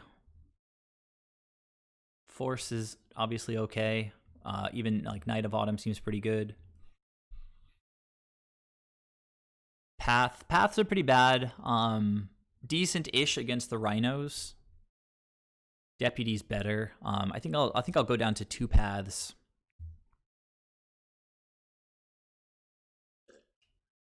I'm sorry, guys. Let me check what's going on in the chat over here. So Ice Fang is a blue card. Eladamir for Soul Herder. Call for Herder. Have Ice Fang to pitch. Return Force. All right. Well, anyhow, let's. I don't really think they searched their deck that much, so I don't think Ashiok is that good. They have that finale card, but I think they only have like one of those. I don't know that Ashiok's particularly good in the matchup. Veil could be okay, but they don't have that many counter spells. I mean, maybe one Veil. We could think about it. Opponent says, I've got to stop playing this, the deck that they're playing, I guess. If they're going to print awful cards, they can at least print sideboard cards. Yeah, I guess so. All right, what are we taking out here? Paths really meh. No Veil. I mean, they play like 4 remands. I know that for sure. But beyond that, it's not really that much, right? Like Electro Dominance is red. So maybe trim 1 path. We've got the Eladamri's calls to go and get Deputy to deal with rhinos, so that's got to be the main way to do it. Maybe just trim all the paths. It's poor if they don't have the rhinos, and maybe they saw that I had ways to deal with rhinos, so maybe they just take rhinos out.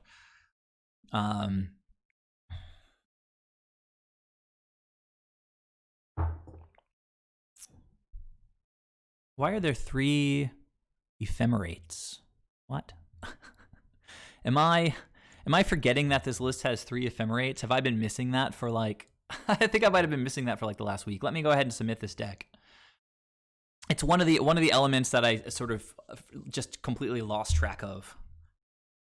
The fact that Nathan was playing 3 ephemerates. That it has to go up to 4 ephemerates. I'll take out like the random coiling oracle that I added in. Oh my god, 3 ephemerates. Hard disagree. So for now, just ephemerate in, coiling oracle out, whatever. I'll figure the rest out later. Seems fine enough. Opponent's mulliganing to 6.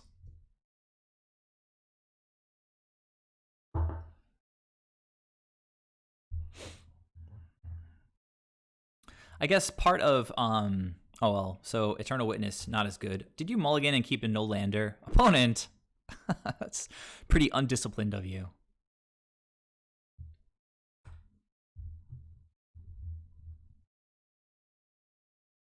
Okay. I don't know. Maybe I guess my graveyard was like tearing him apart last game, so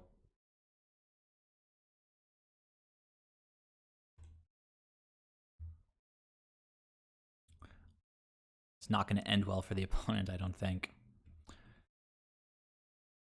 They seem very unhappy. He said, they say, I've got to stop playing this. If they're going to print awful cards, they can at least print sideboard cards that will deal with them. All right, opponent, nail in the coffin here.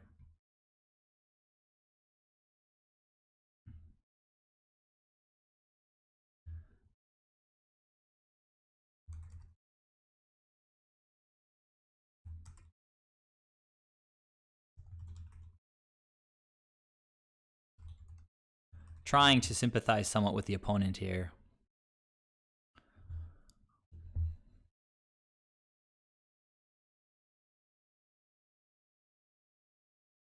Teferi is a broken card and unfun, but I have to play it, sorry. Okay, well, I don't know. They're gonna be salty to me, so whatever. Let's do it.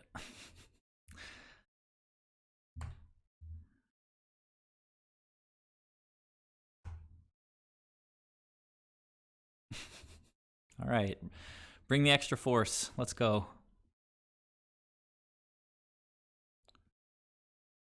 Two forces? Deal with 2 of my 3 Teferis? It would explain why they kept this hand, I guess. I mean, I could also just develop my board. That's probably like the pro move here.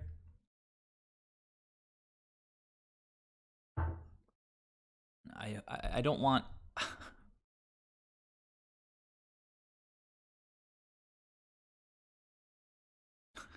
Opponent says awful.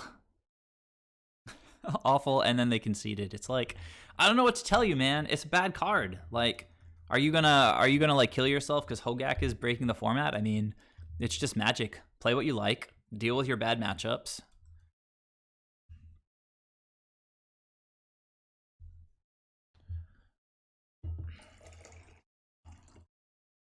I don't mean to sound insensitive, like mentioning killing yourself. Like, it's pretty serious stuff, but, the opponent's taking that Teferi way too hard.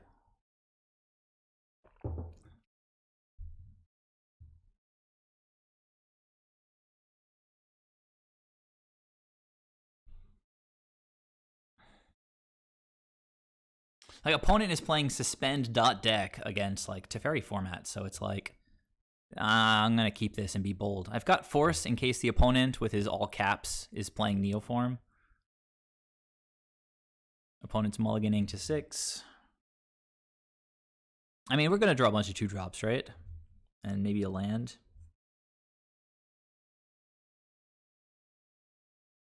Opponent kept on their 6. Like, if I lose because I don't draw anything here, yeah, I can't really get salty because I kept, like, a sketchy hand. Opponent going for the Thoughtseize, I'm sure. Oh, Heritage Druid. All right, this hand has to come together real quick. Path to Exiles, Stonehorn Dignitaries. All right, oof. All right, that's an important one. That's a piece of the puzzle right there. I'm about to get hard punished by elves. All right, 2 more 1-drops. Oh, they don't have another 1-drop? That is ridiculous. Wow. All right. Oof. That is a reprieve of the highest magnitude right there. I think I don't crack here just so I can draw a land, since that's like the most clutch. I don't know. I also need to watch my life total, so I'll get a tapped Hallowed Fountain. It doesn't change the odds that much.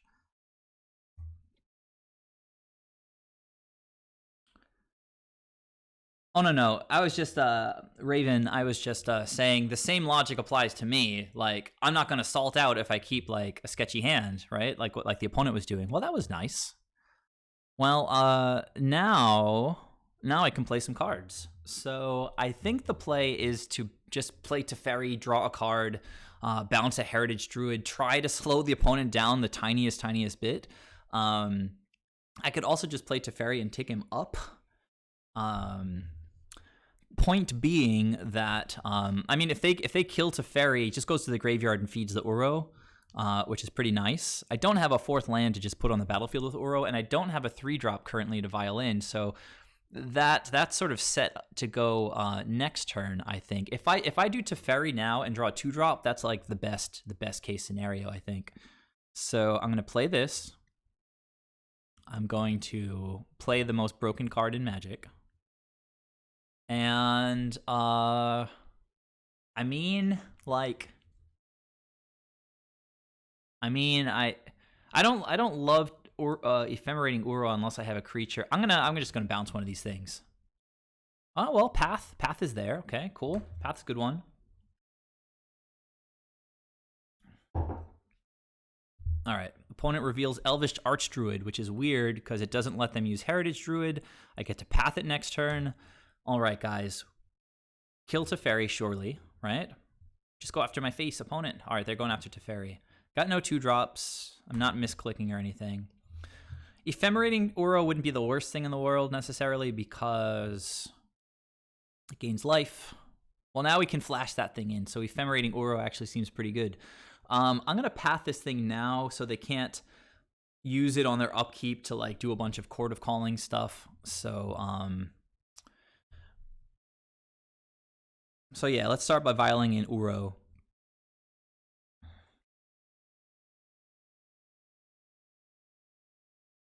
Watcher. And a little backed up on lands, and now we're full of 2-drops.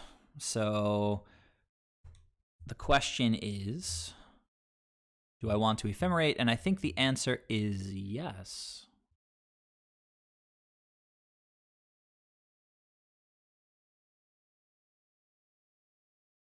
Hey. Nice. Hitting them lands. All right. So don't have Death Touch yet. But as I said, I'm just going to path this thing right now, so it can't be a menace on their turn.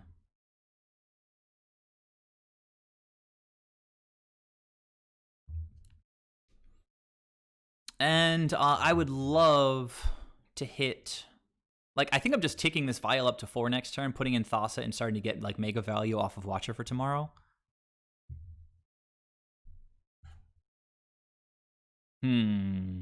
Soul Herder seems pretty sick. I've already got a 4, so that's pretty dumb. I'll just take Soul Herder. All right, that was a turn, right? A turn and a turn and a half. Good stuff. What do you got, opponent? Izuri, why not? And I guess you get to play that other Heritage Druid, make 3 more mana, go absolutely bananas. But instead, they're just going to attack with their Heritage Druid.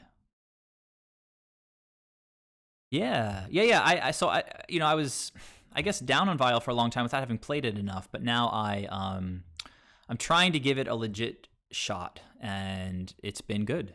It's been good. So,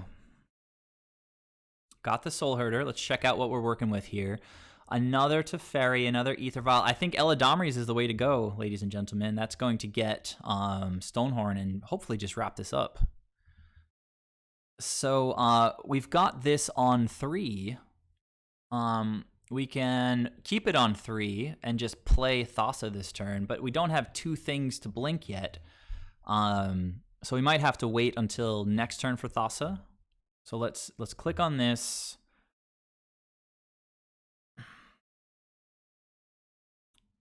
Click on this and say okay, and then I think I want to leave it on 3. Yeah, since we have the Soul Herder now. So say no. Eternal Witness, Jesus. All right. So I can go like Eternal Witness, Get Back Path, just Path Izuri. Just deal with it. The same, like you just have to deal with certain things against elves. So I think it's like Witness, Get Back Path, Path Izuri, play Soul Herder with mana, and just like get the call back. And the elves player definitely can't kill me next turn. I do have to be careful with my mana. White, blue, yeah. So let's go. Yeah, I've got this covered. So we get this path. We say okay. Oh, opponent's just scooping. They don't like that one bit.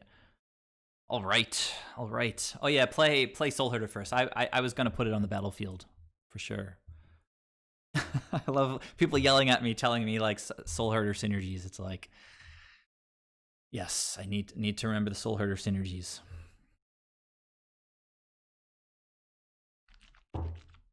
Okay, let's do that again. That was solid.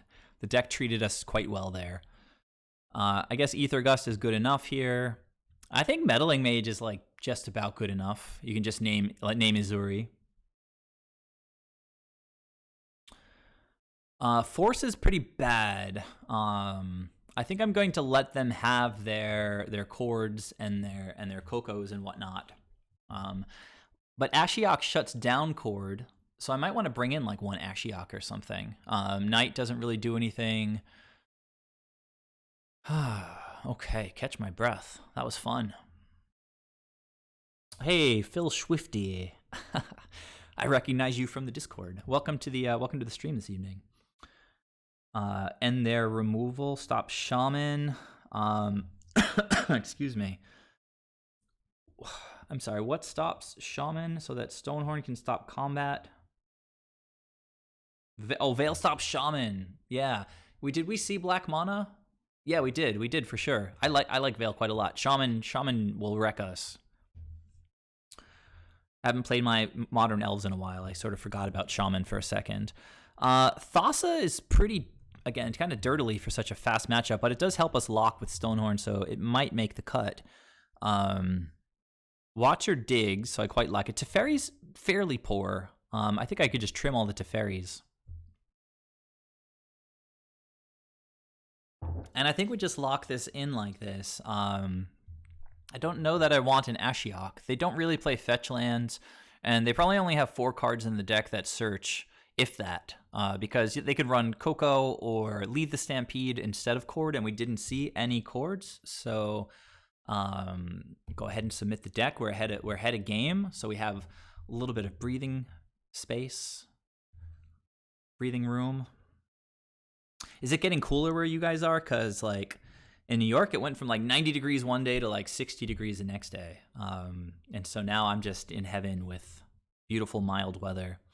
Oh my, this is a really, really nice hand, except it's missing blue mana.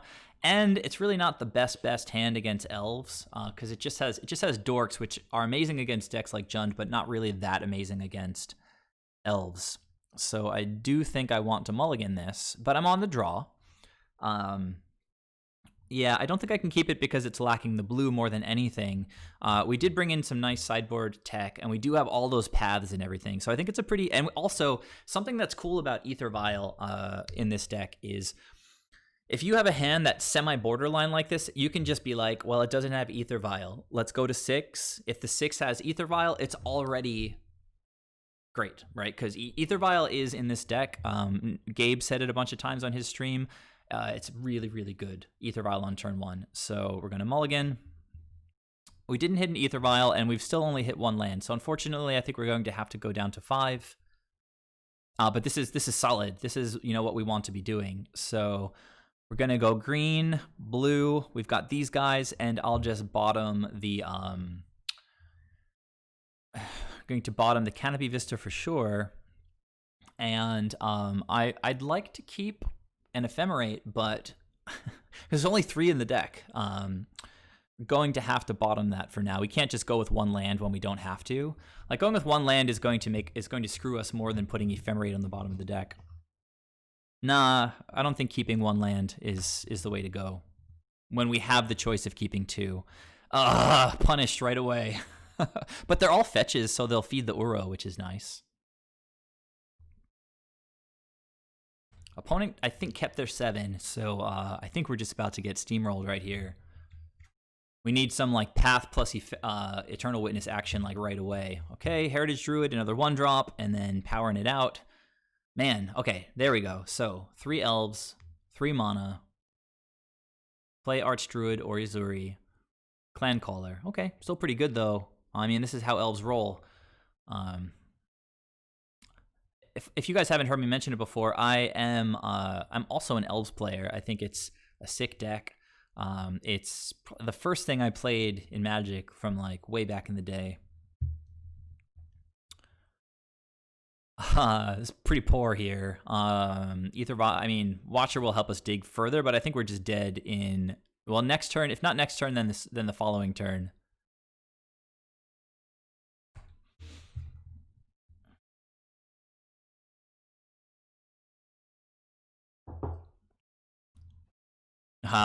They don't even have to tap one of their creatures. So this is 13 plus 2. It's 15. It's a nice opening by the elves player. So we can't even play Stonehorn yet if we draw it. Ether Gust is a thing that's probably not going to be good enough to let us live, particularly since I'm just casting Uro here. Uro could draw us something, but let's just I'm going to go down to 1 here. Get green, play Uro. I can't play my Hallowed Fountain untapped now, so I think I'm just dead. Oh wait, I gained 3 life, so I can play this thing, Ephemerate Uro, see if I draw something else. Hanging on for dear life. Yeah, okay, we're just toast. I'm not gonna belabor it. That was awesome by the elves opponent. Nah, Path wouldn't have even done it, I don't think. Because if we don't Ephemerate, we're at... I don't even know. Like, I think we're at, like, 1 life or 0 after putting the second land into the battlefield. So Path doesn't even do it. All right. Well, the nice thing about playing against elves is that they're very quick games. I did mulligan to 5 there, but I was on the draw against, like, a complete tidal wave of elves. So you saw how bad Force is, because it's just like creatures. Creatures. Let's do it. I can do better than that.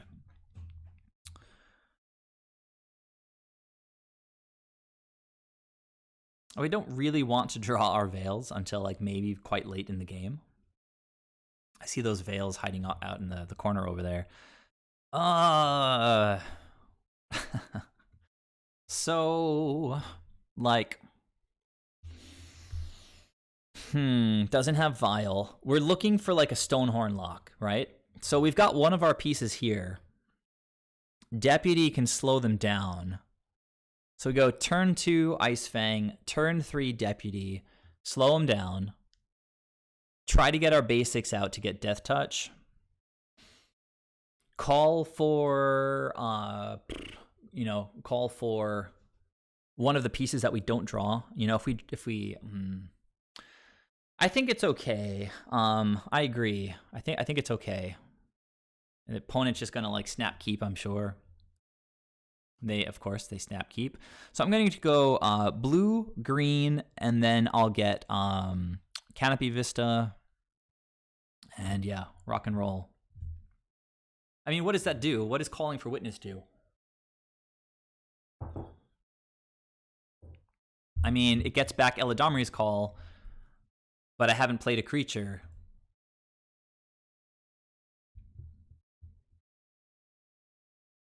Nah. Turn 2, Coatl draws cards. That's what I want to be doing.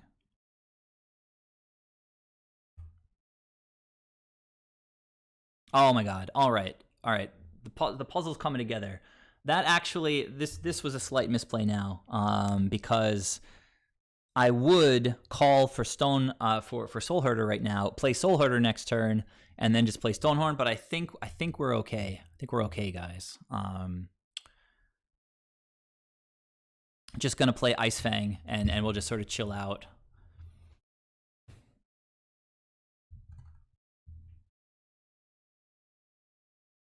Yeah, but I've already got the call, so all getting Witness does is it takes off turn 2, it takes off turn 3 to cast Witness. So then we get, I mean, now we have a Witness on the battlefield. It doesn't really do anything. We already have the call in our hand, you know?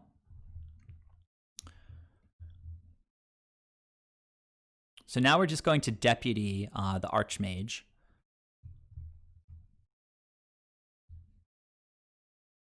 Oh, Skyclave. Well, we can go get our double white. Oh, we just drew the Canopy Vista. That's kind of cool. All right. So yeah, this turn is definitely Stonehorn. Definitely Deputy. Slow him down.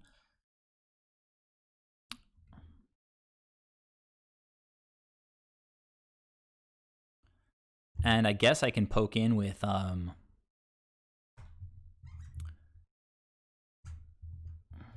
yeah, well, when I have 5 mana, I can just call. I can do call for Soul Herder. So I agree. Well, this is interesting. I guess they have a Heritage Druid, but they don't. Oh, okay. All right. So anyhow, oof, wow. Okay.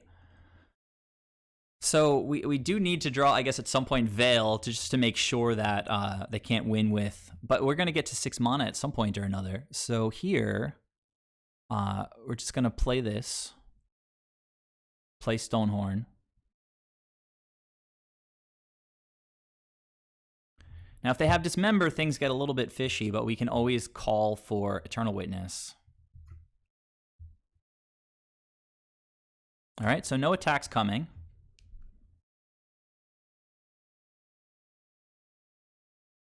Drawing a card. Feels good. They've got access to 4 mana right now. More with Court of Calling. Here's a Heritage Druid. Now they've got 5 mana if they need it. Okay, a lot of dorks. Nothing to do. Oh, there's the Veil. The deck is just hooking it up. Wow. So following this pattern, I'm sure that they're just going to... the deck's going to give me a land next turn, and I'm just going to cast Overloaded Winds of Abandon.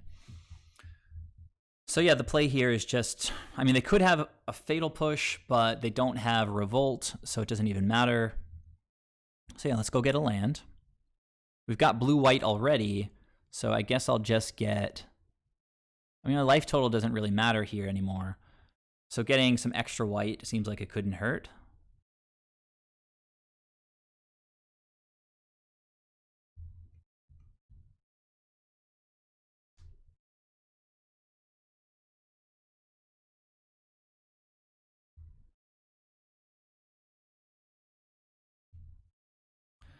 Okay, next turn we'll have up Veil. I mean, we pretty much drew the nuts here.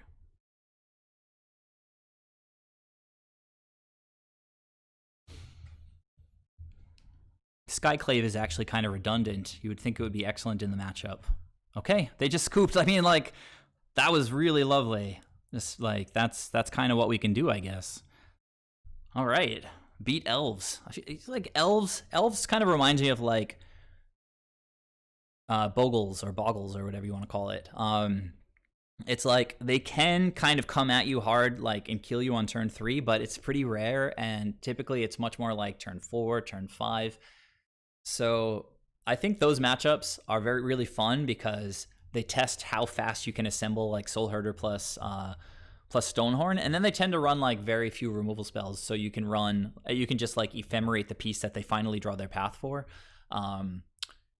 I just find it like a little bit more fun than, for example, you know, like Neoform, where it's just like, or Neobrand, where it's just like draw your force and either they'll have their pact or not, and that's that.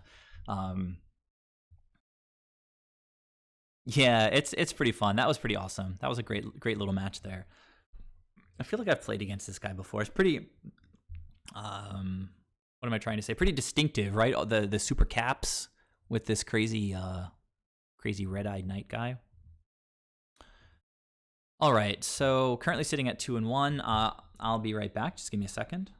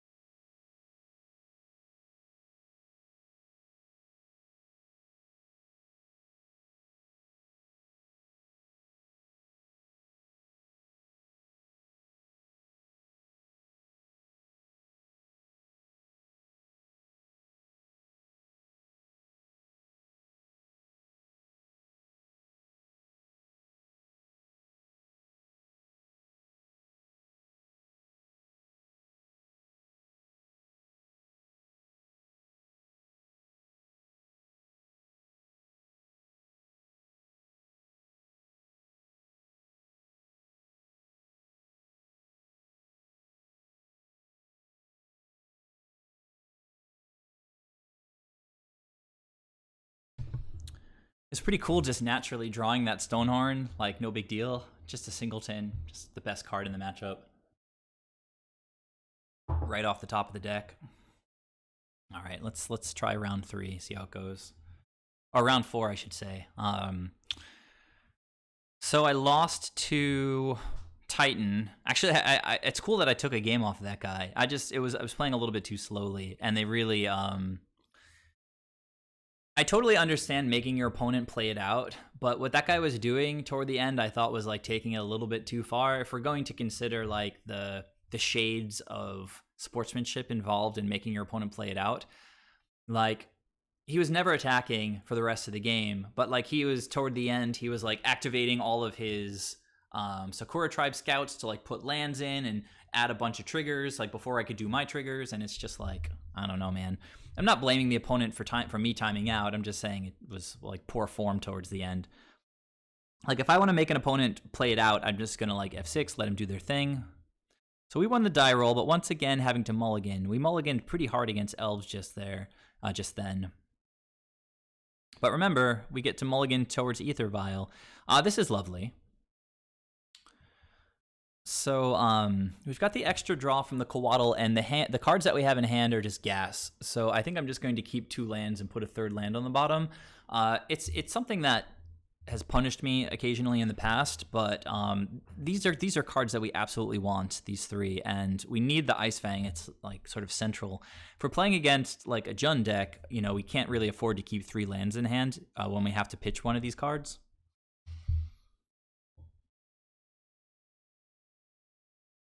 So during this little lull here, I guess I can thank all you guys for joining me this evening. I hope you're enjoying the Soul Herder action. Opponent's keeping their 7. I'm going to keep.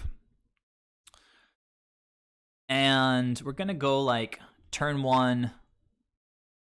I guess, I don't know, Breeding Pool tapped.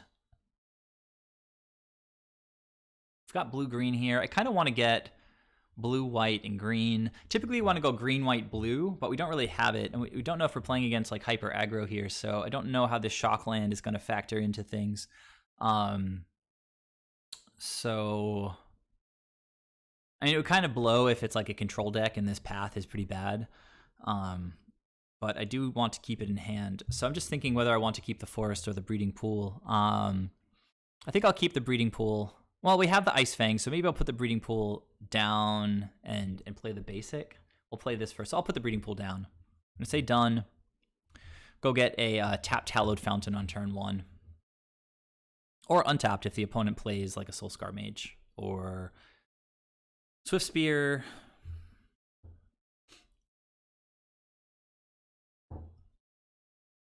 Don't recognize this handle here.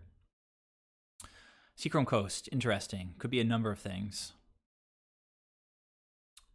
Delver is one of the number of things that I was not thinking about, but that Delver is about to get pieced out. Opponent is not untapping and mono-leaking my path.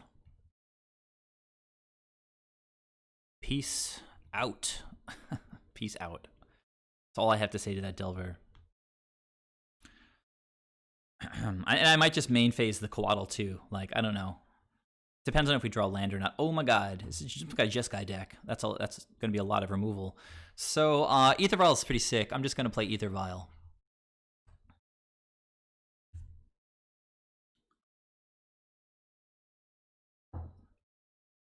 I slowed the opponent down, taking my turn 2 off to play Aether Vial. Not the biggest deal in the world.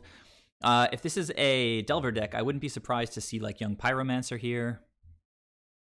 Okay, Stoneforge. We have Skyclave Apparition to deal with this kind of stuff. It doesn't hit Batterskull, which is probably what they're going to get here. But we do have Deputy. We do have Paths in the deck. One of them is in the graveyard. I can get it back with Eternal Witness. But this is probably going to be a little bit rough. We need to start piling on card advantage really soon. Otherwise, I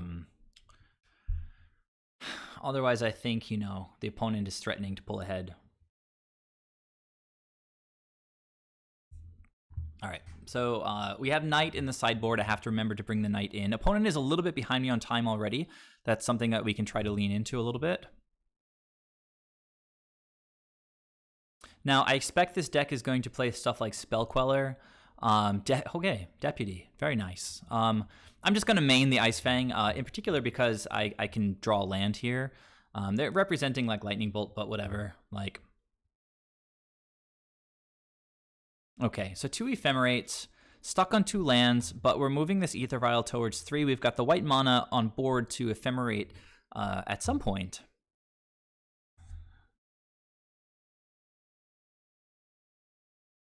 Also, Ephemerate is really, really cool with Skyclave Apparition. Get like bonus value out of that thing. We're going to have to start dealing with this Batterskull soon. Let's see if the opponent has a 4th land to play. One of these lands is from my path, that mountain, which apparently doesn't have any art. Oh, there it is. See the dragon shadow. The photographer must have waited for hours to get that shot. Opponent without the 4th land. It's pretty good for us.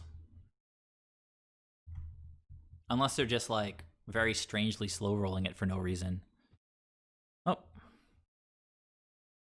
No, Spell Queller not great against Vial if we can draw good cards to play with Vial. Yeah, so I guess the opponent is going to tap out. Well, not tap out, but whatever. Tap their counterspell mana out to put Batterskull on the battlefield. We've already got an Eternal Witness, so what am I looking to call for here to get the most value? Seems like they could have Paths. It's definitely a possibility. So maybe like Uro could be good for grinding. I guess Skyclave Apparition is something I already mentioned, but it doesn't hit Batterskull. We've already got the Deputy in hand, along with the hand is good. I think I'm just going to wait for them to tap out on the end step and then cast Call, and we'll look at the deck and sort of figure out what I want to get. I mean, Call is so valuable that just getting a redraw doesn't seem that amazing to me. So as I mentioned, we'll look at the deck and see what we're working with. I mean, Venser is something that can blow a game like this wide open because the opponent seems to be stuck on 3 lands. So if I can bounce those lands while just getting things on the battlefield, like next turn, for example, I can Vial plus Ephemerate, which is pretty nice. So so this Batterskull trigger is going to resolve. I'm going to cast Eladamri's Call. Opponent's doing something here. They're opting. Well, we can let that resolve, see what they do with it. Opting in response to the living weapon trigger tech. Okay, they put it on the bottom. I guess they're looking for land. So what do we want to get? Thassa could be sick, just to get the crazy value. Just getting another Eternal Witness, make sure we're going to keep staying in value. But if the opponent is pathing everything, potentially Eternal Witness not the best. Obviously Vialherder pretty good. If it gets pathed, we just get mana, right? So I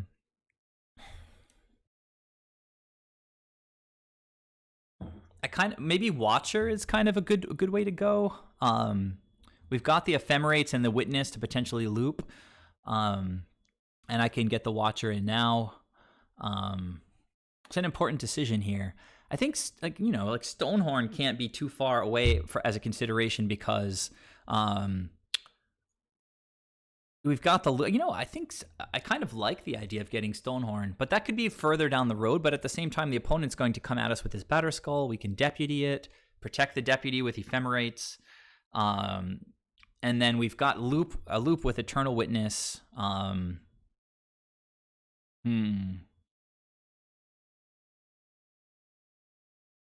But at the same time, just getting another draw seems nice. But I don't know. I think I'm going to get... But I don't want to put the Vial on 4, and so getting Stonehorn is just a little bit premature here. I think getting Witness is probably the best value. Like, because there is like an Ice Fang chilling in the graveyard. So I'm just going to get a Witness, and we'll just sort of ride this out.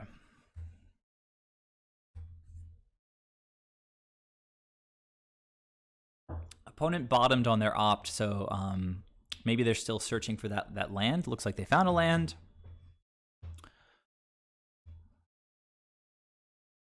So our plan here is Deputy plus, you know, protect it with Ephemerate. Opponent's probably going for Jace here. Okay, young peasy. I guess Deputy is pretty good against any tokens that this guy might make. But Deputy was our plan for dealing with the Batterskull. Oh, well, that's actually not terrible for us. We can just get rid of both of the young Pyromancers before the opponent gets any value. This is a 5-turn clock as things stand. Not the most frightening yet.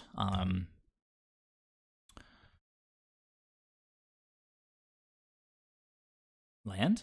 All right, sick. We're getting there, guys. So that means I can get another white and hold up double Ephemerate for like extra protection. Problem is, if they go for Deputy and I blink it, they get back the young Peasies for a second, and they could potentially cast a bunch of spells. But then I can get rid of the tokens with the Deputy. Might just be better here to Vial in the Deputy. I'm kind of priced into holding up my Ephemerates and protecting, I think, here. I can Vial in Eternal Witness. No, I really want to get back Elidomri's Call so that I can get... So I can get to the lock pieces, like Vialherder or Thassa and Stonehorn. So tick this up to 4 eventually. I can get both of those pieces onto the battlefield. They're tapped out now. I could just go like Eternal Witness, get back Call. Hard cast Deputy.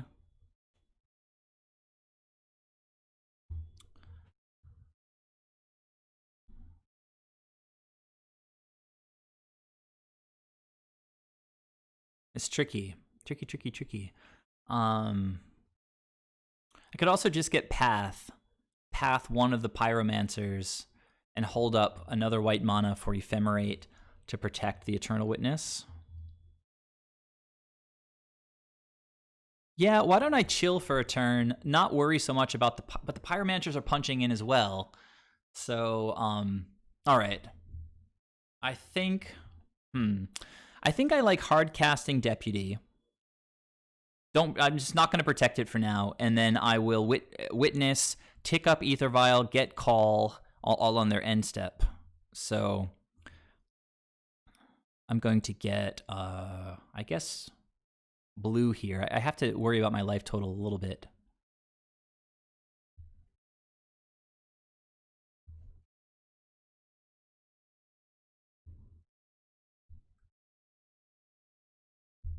So now I'm sure they're going to have a bolt, but I don't know. I guess we'll see if they are able to make a bunch of tokens. But the plan is to get back call, tick up Vial, move towards getting Stonehorn on the battlefield. Okay, so they have a Helix. And let's see what else they have, I guess. I mean, opponents coming pretty hot and heavy in this game. Like, they've had Bolt, Helix, double Pyromancer.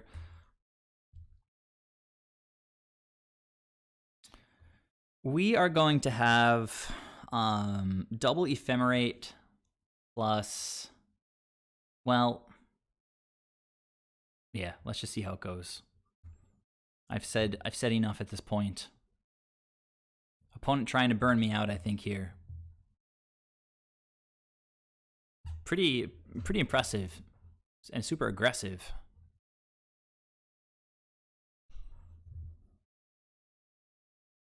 I mean, they're holding up like Spell Queller here. There's so many nasty things that they could have. Like when I try to cast Eladomri's Call, they could also have Path to Exile.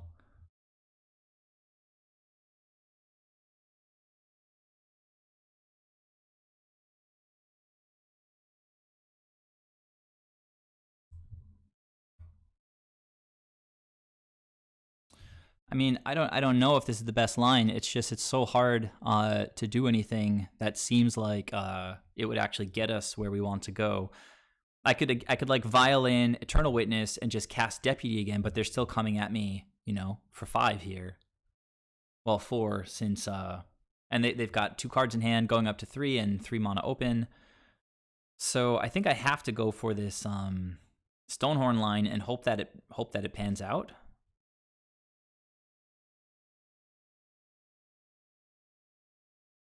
I mean, I guess I should probably wait to see if they do anything with their mana.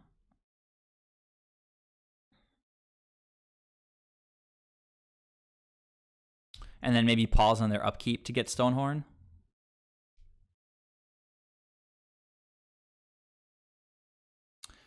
I've let myself fall a little bit behind on time, but it's just tricky considerations, I think.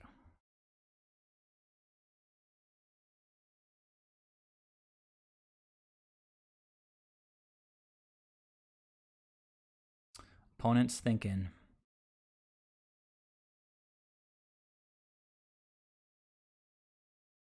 Come on, keep tapping, please. Okay, Snapcaster.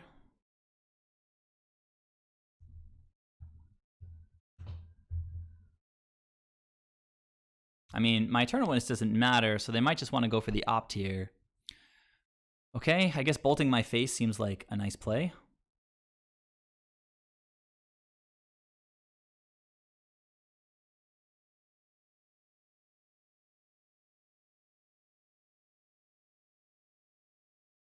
They get their tokens. Yeah, they're going face. So making tokens, hits me in the face. I cast Call. We get Stonehorn. And might as well just Vial it in now. Okay, so no attacks. But we're chilling at 4. Opponent's got another Lightning Helix in the graveyard. So very, very tenuous situation here. If we draw Thassa off the top, it's probably the best top deck. We also have Ephemerates to sort of keep the Stonehoarder going for a little while. We need a not very painful green source, hopefully just like a basic forest. We could just cast Eternal Witness and actually, you know, we don't have to cast Eternal. We have an Eternal Witness on the battlefield. So let's see how this goes. So Thassa one time, I guess. Well, double Ephemerate is not the worst. It's actually pretty good. So let's cast this thing.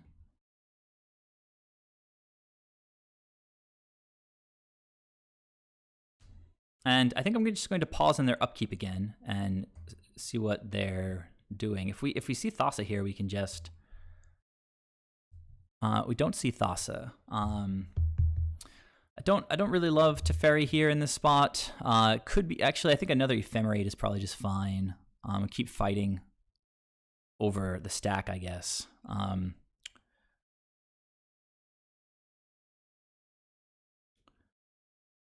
So yeah, I think I'll just Ephemerate once now and see how it goes.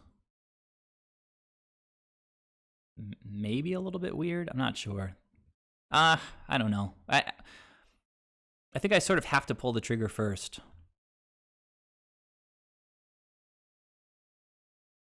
Because they could just go to their attack step and I'm just dead, right? So opponent thinking. They are going lightning. Oh, this is going to be a nice blowout here. Oh, they're going to my face. I think I'm just dead, guys. But I guess we'll have to wait and see. Opponent's looking to top deck a Snapcaster. I only have Uro in the main deck for life gain. So the fact that we're playing virtually against a burn deck here. Oh, you know what? I've been thinking about cards that I've been forgetting about. And one of them is Worship. I need to put Worship back in the sideboard. It's like my favorite sideboard card.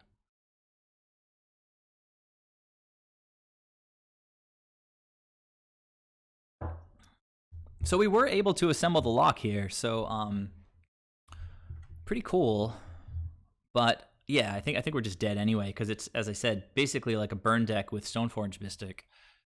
So it's probably gonna be pretty tricky to win this one, guys. This seems extremely stacked against us. I could like eventually cast Call to get back Uro and gain some life, but I think I'm just toast here, so I'll go ahead and scoop. Save a little bit of time. We definitely had more to think about than the opponent that game, so I did slip a little bit behind, but not fully 3 minutes. We should be able to, get 2 more games if we're so fortunate. So Night of Autumn blows up equipments. Ashiok prevents them from searching for equipments. Purge and wins. Kills young Pyromancer. Seems decent. Meddling Mage naming Lightning Bolt or something seems okay. Did we see what they're doing? They have blue for like opt, but maybe they're also bringing in. I mean, Auriok Champion gains life, so I kind of like that.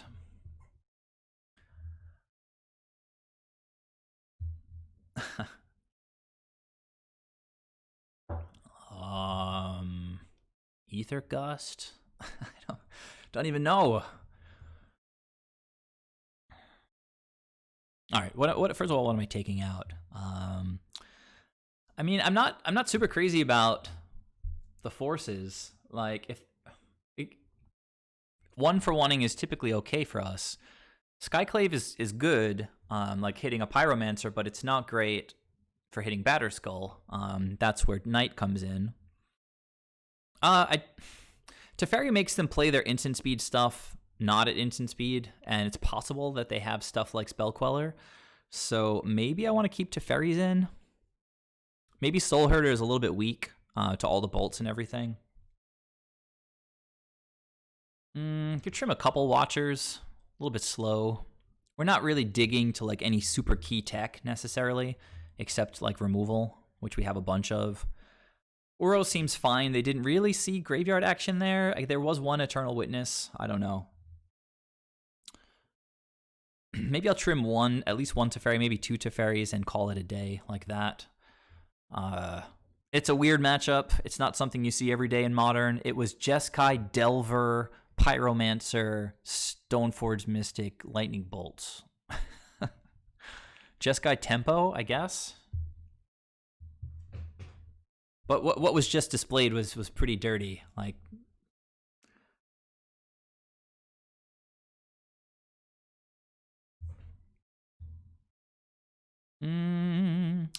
all right. Well, if we've got green blue here, we can go. We can cast green white. We can cast green white. We can cast white.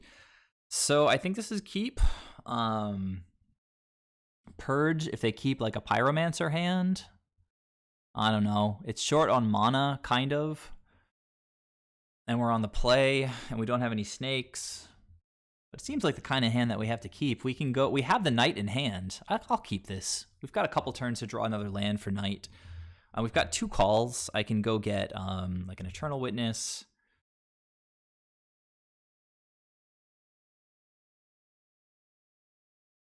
All right, so we'll play this. We'll hit F6, pass the turn. Opponent kept 7. I don't know if my opponents have mulliganed at all this evening.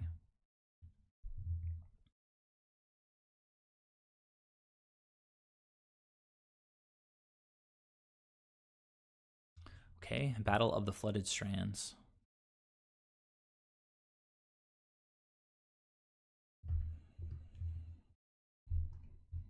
So as I said, we're going to go get a breeding pool here.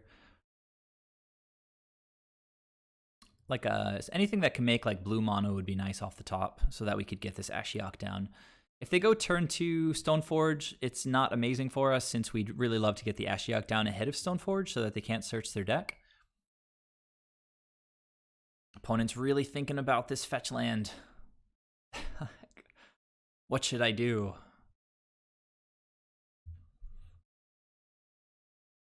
Is it time to play Opt? Or should I wait? Should I act now? Okay. Green blue. Taparuni. All right. Hey! Either I'll go. All right. Oof. All right. That's a step in the right direction. We still got another turn to draw land. If it's blue, we can just slam Ashiok.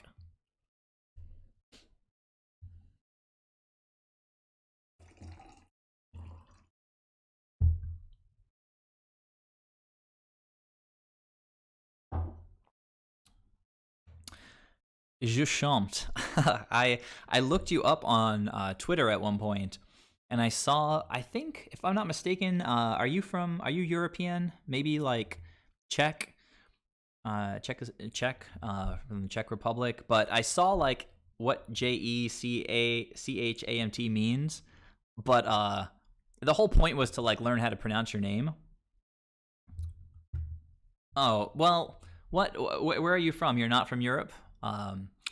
Anyhow, I felt like I knew how to pronounce your name, but now I'm totally lost. All right. Well, they have the Young Pyromancer, which actually works out pretty well for us. I am just going to just kill this thing right now and not play the Ether Vial, though Ether Vial would be quite nice. You're an ugly American. Cool. Just like me. Bros for life.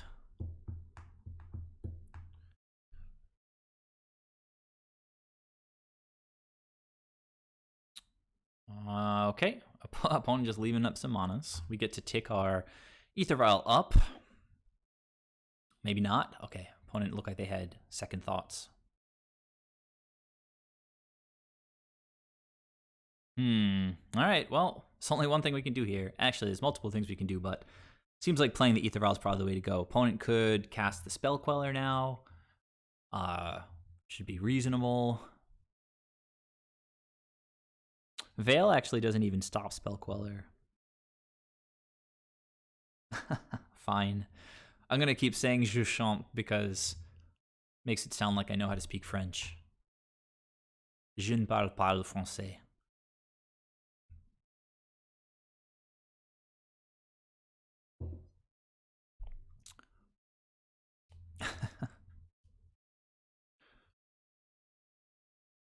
Does opponent have Spell Queller and they chose not to quell my Ether Vial? If so, thumbs down, opponent. Okay, nah, they're just slow rolling.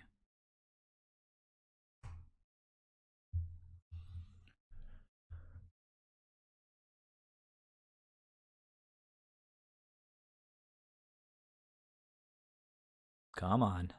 All right, this guy's definitely going to catch me on time because like they're taking a lot of time on simple stuff like cracking fetch lands.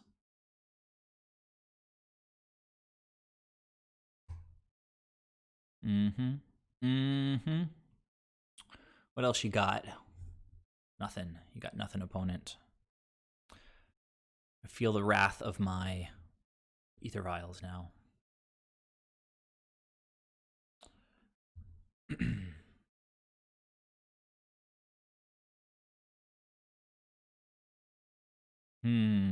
Opponent's thinking. He's thinking hard. Maybe he's got repeal? Huh. Thinking. I left my Venser in, so that's something to keep in mind. Just like bounce this stupid Delver. Yup. And yup.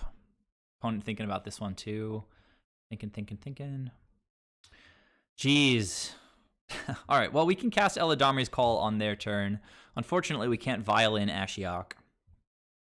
So the deck has been weird this entire match here with, you know, I could Violin Witness and just get a land. Seems fine.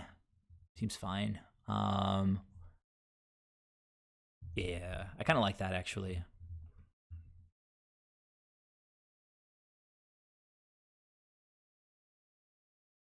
Sometimes getting back a land is just the best thing that you can do.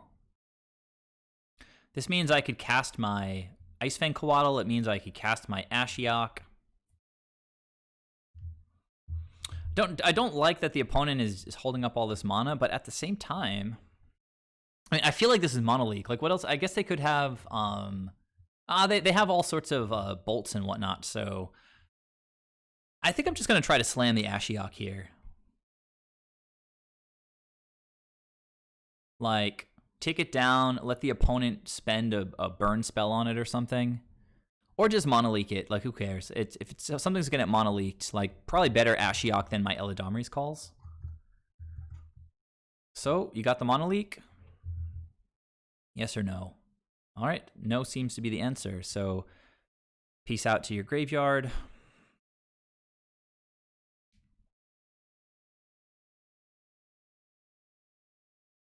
And we hit a Lightning Helix, we hit a Path. That's nice.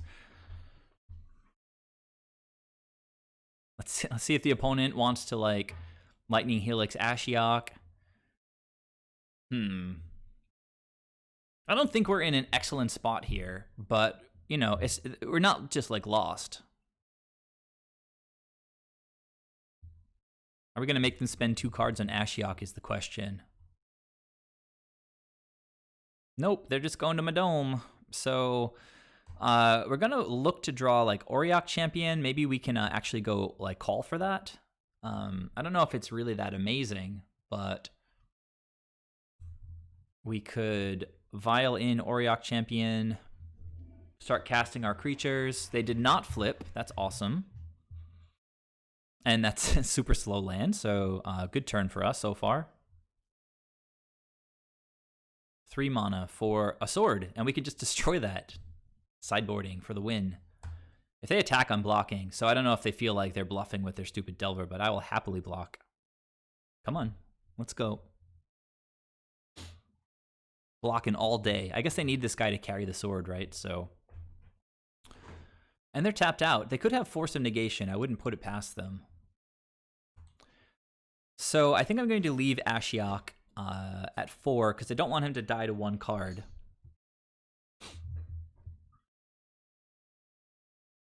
Now, it is time to think carefully because I can call and then Vial in like a 3-drop. I could Vial in Skyclave Apparition. Yeah, I'll wait for them to equip. That's a nice call. But I feel like if I call now, I'm giving away the game that I have. I have something like that. At the same time, passing the turn. All right, I might as well use this extra mana here. So I'm going to actually no. I'll start by vialing in Ice Fang Coatl. Just see if I can draw land or something. All right. So that didn't really go very well, but I can play another Ether Vial now. Not take all day about it.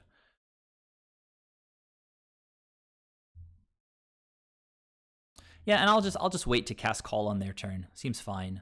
I actually might want to attack here.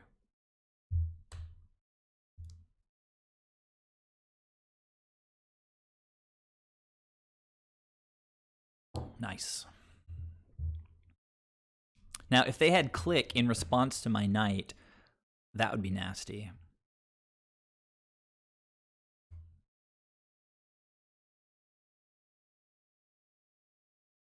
do have to think about the clock a little bit. They have a path to exile here.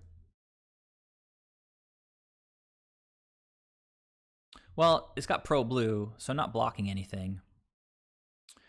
So now I'm just trying to destroy the sword, so it doesn't matter that this gets equipped. I can just let it get equipped.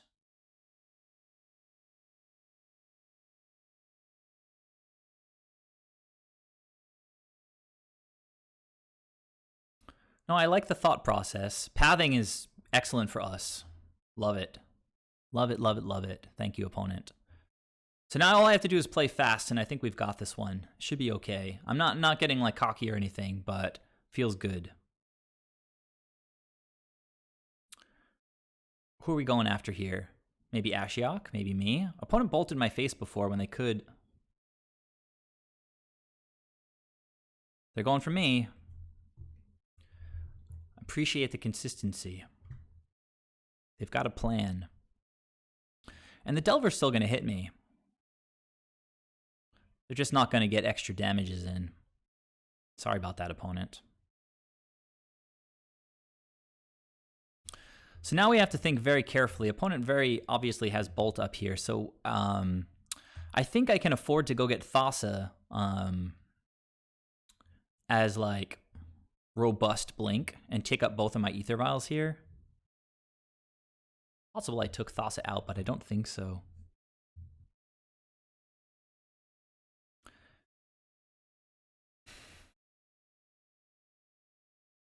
Spell Pierce. Thassa. All right, let's get this stack sort of figured out here. Try not to lose on time.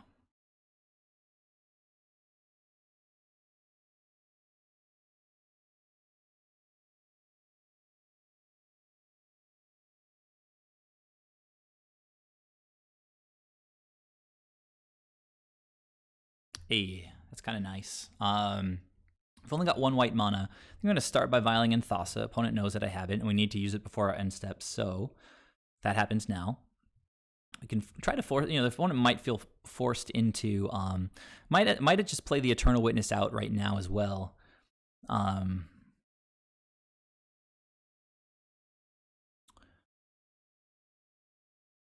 mean, I don't know. There's not really any rush, but whatever, I guess.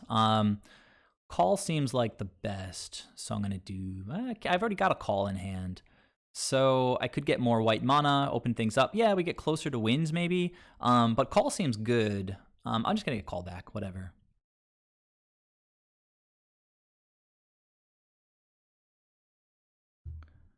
Okay, then I will go to attacks, and I might just gain life with Knight, and if they want to spend a bolt killing the Knight, that's fine with me.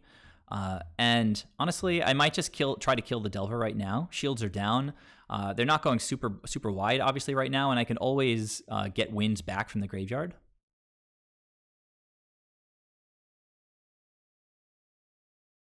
So it's going to keep me off of casting Call, but it's also just hopefully going to like give me more time to not die.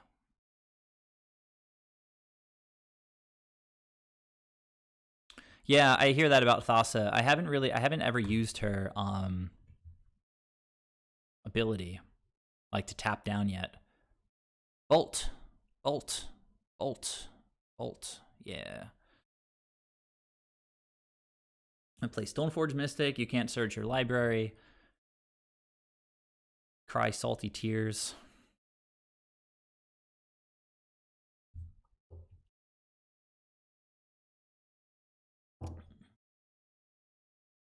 Mantis Rider. All right, we could very well be dead. Let's not die, guys. I can't even attack into this. This is terrible. But I can go get our trusty... Who are they attacking? They're attacking me. Okay. Huh. Interesting. Mantis Rider. Jesus. Like, no idea what I'm playing against.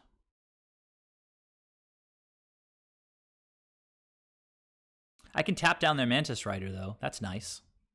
I'll just chill behind. I'll just tap down their Mantis Rider, but not on my turn, on their turn. Okie dokie. Pass a turn.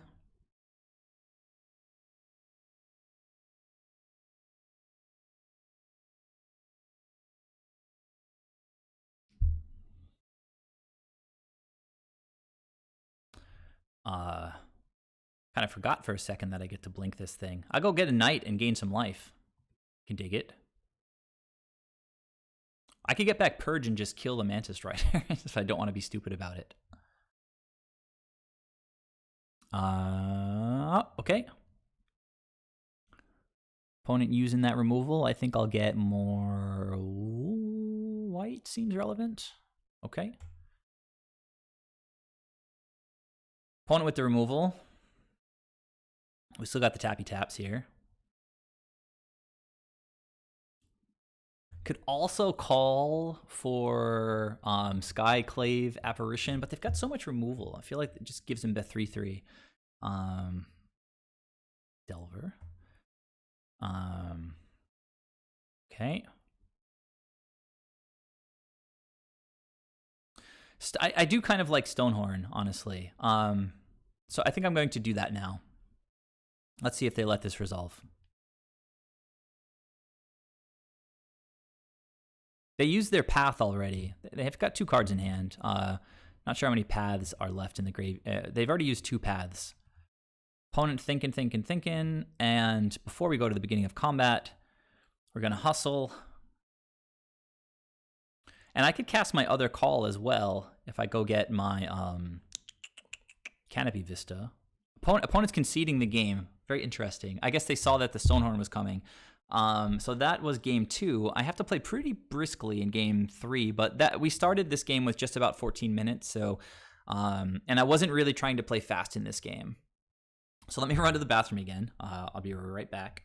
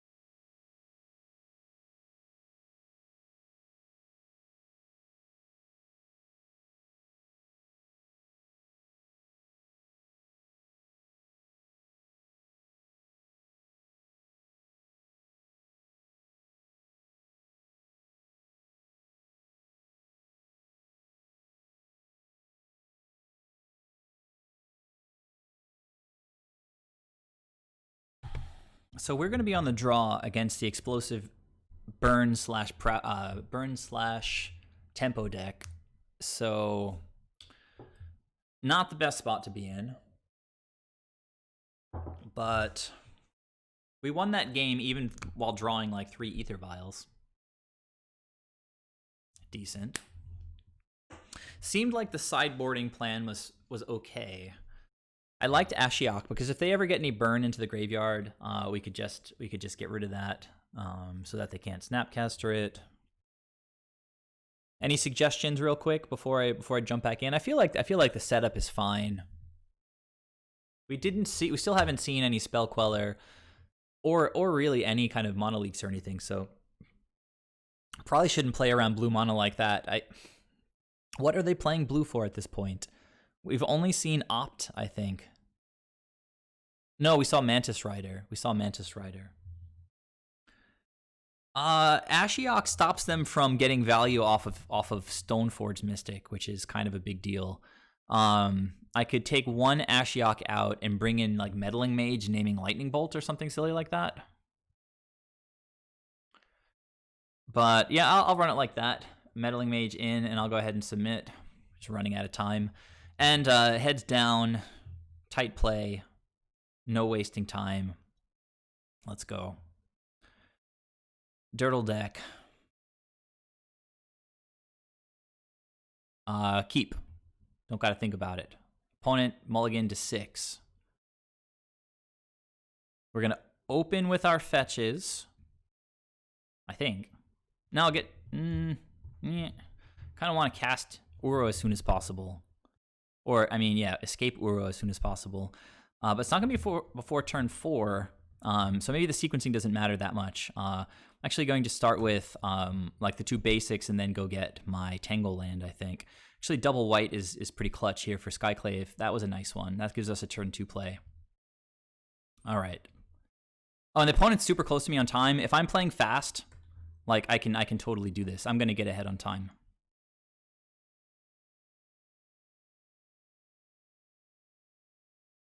I thought for some reason I was like 2 or 3 minutes behind, but he's right there with me. So opponent just like in the tank about what to do with their open mana here, like wasting so much time.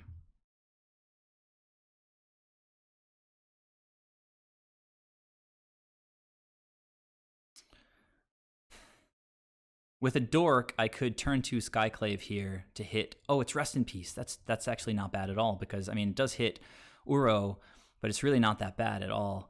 I'm just gonna call right now, and we're gonna call for good stuff. Not Witness. We will just chord for Night of Autumn. I can dig it. I can dig it. So that was turn 2. Let's pass the turn. Opponent is already drawing even with me on time. They took off turn 2 to cast Rest in Peace, which really doesn't hurt us too much. I mean, Uro is just a spell on 2 lands. All right, let's go. Well, Delver's a good one. Delver's a great one. Oh, I can Night of Autumn their Rest in Peace too. So I just lead with Night of Autumn now and blow up their Rest in Peace seems fine. Go with Uro next after that. I can even Violet in the following turn.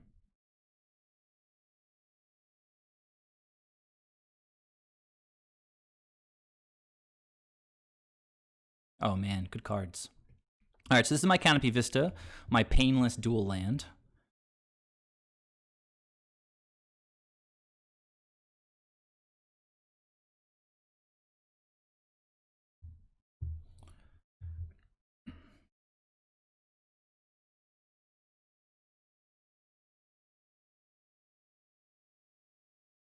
Doesn't matter. We've got bounce effects, so I should be able to get extra value out of all of these things. I've got Death Touch when I go get my island next turn. Actually, could have gotten island now. That was a little bit short-sighted, but again, I'm prioritizing clock here. Opponent's going to path and ramp me. Oh, they're pathing their own creature. That's awesome. It's close. Like, let's not worry about it too much. We're 30 seconds ahead. Opponent's getting that red mana. I'm at 19 life on turn 3 with potential more life gain on the board, in the hand. Graveyard is back online. This is like a Mantis Rider, I guess. Okay, Mantis Rider's fine. That's what they've got for the turn. I'm just going to violin my Ice-Fang Quaddle, see what I draw. Island is sort of fine. I'm not blocking yet. I'm gonna land out opponent. Probably going to attack after 30 seconds of thinking about whether they should attack. Okay. So now we have Skyclave, which is pretty good. Skyclave plus Uro. We can start playing fetches at this point. So nice sequencing on the fetches, I guess. Let's start with Uro cast with mana. We'll get that extra island there. Go green, white, blue. Get that life. Stonehorn is a good card. We'll play this. We'll get white.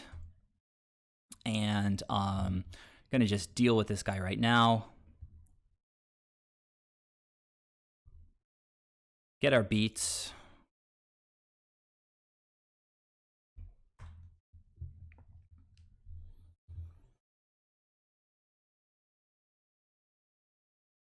Still ahead on time after taking like 87 game actions on that turn.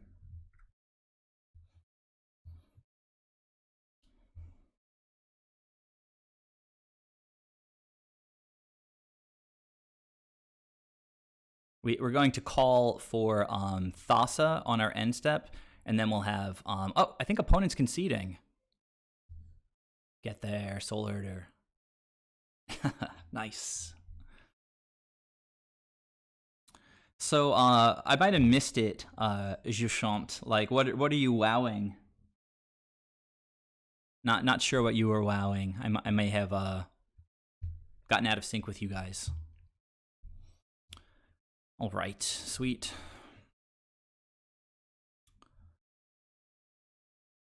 So I don't think any of my opponents have been on the board yet, but it's a very young league. Like, I think still less than a week. Like, maybe Thursday will be a week or something like that.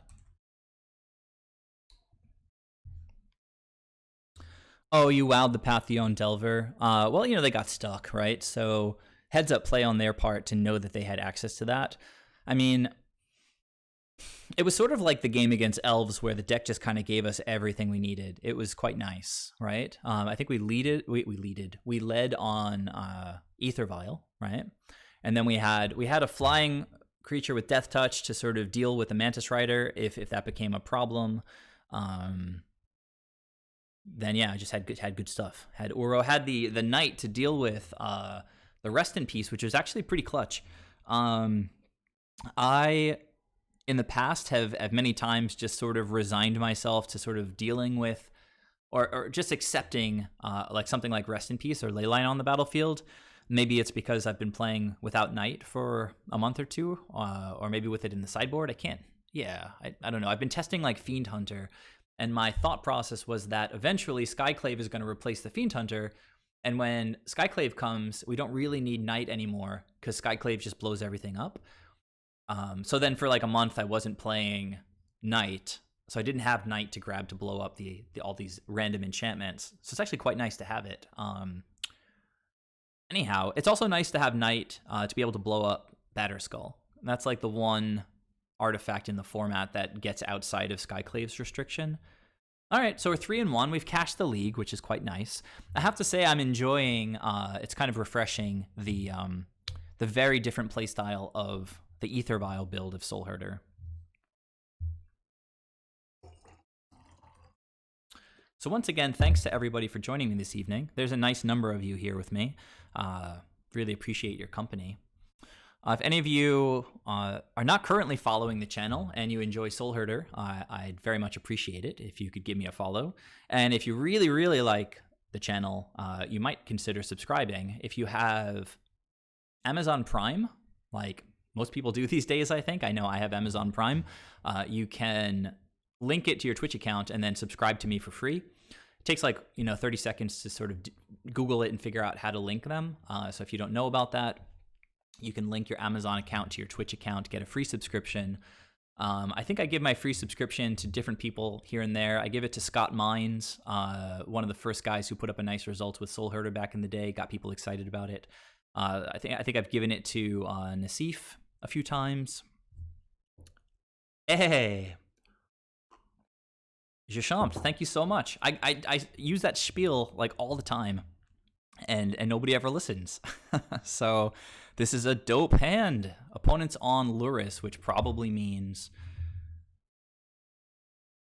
prowess, aggro stuff. Let's go.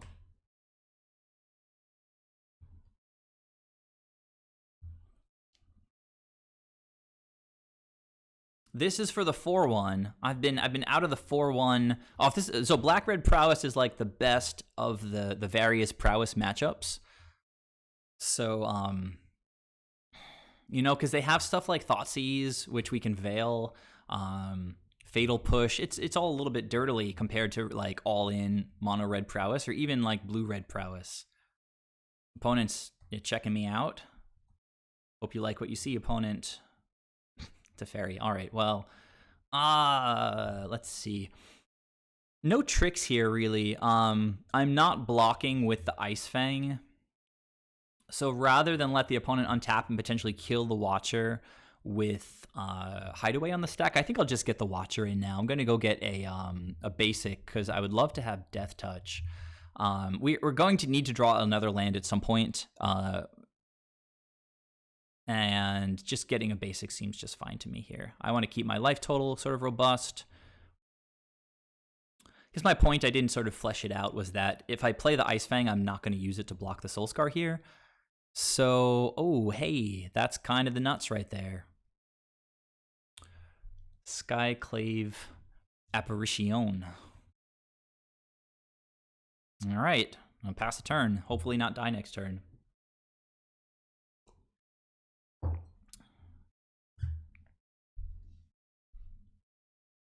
Yeah, so to the rest of chat, that's not Juchant, who's actually not a regular on my channel, but hopefully will become one. You guys gotta do your part. Just give me your free subscriptions. Opponent thinking, I might vial in the 1-drop. Curse Catcher is coming to get you. Nah, I'm gonna save the Curse Catcher. Give me all your damages. They cling to dusted my land. All right, just cycling. So that means we took some damage. Another basic would be nice to like ambush, I guess. Another basic planes. Ice Fang means we play it not now, because we will have Death Touch. Oh, that's sick. Hopefully the opponent just like taps out for something stupid. I'm not going to attack because I really, really, really want this Skyclave. So I'm just going to block, like, even if he just dies. Like, I just want the Skyclave. So, pass a turn.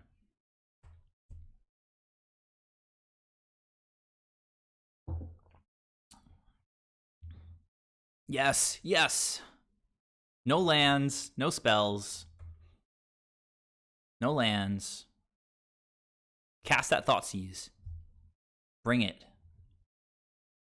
All right, well, now they can't attack unless they want to lose both of their creatures, unless they have Gut Shot, but I don't think these guys are playing Gut Shot. Going to give them plenty of cards to choose from here. Wow. Wow. All right. They kind of have to take Stonehorn, don't they? Oh my god. Okay. Well, the hand's getting better. The hand's getting better. We're still only on 2 lands, which is pretty rough.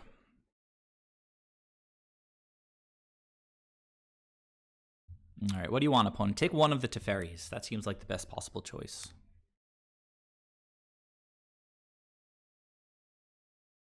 And as I said, I'm absolutely blocking with Watcher. I'll eat the Soul Scar if they attack with an Ice Fang Coatl, and then, you know what? Maybe there's not a massive rush, right? I just trade both of the Coatls if they attack. Opponent is in the tank. They took the Deputy. Super interesting. Huh. All right, well, that's something that I could vial in next turn. Well, they're going big on the prowess triggers here. Can't see how they don't attack. Well, so if I block, I just lose this thing, and then I kill one of their creatures with Skyclave. I could just kill their creature right now, like this, and feel pretty good about it. So, take that, opponent. Got him? I mean, they saw it coming. So, like, a land would be pretty sick here. Opponent's checking me out again. Do they like what they see? Probably not. That's what we're looking for. So we got options now. Got options. Definitely getting some white mana. But do we want a Path or do we want a Teferi? If we bounce this thing, they get to cast it again and they get value off of it. I don't really love that. I kind of like just pathing and kind of just chilling. So let me go ahead and attack with this guy because I'm sort of fine. Yeah, are you gonna block? Probably not, right? Bounce Watcher, yes.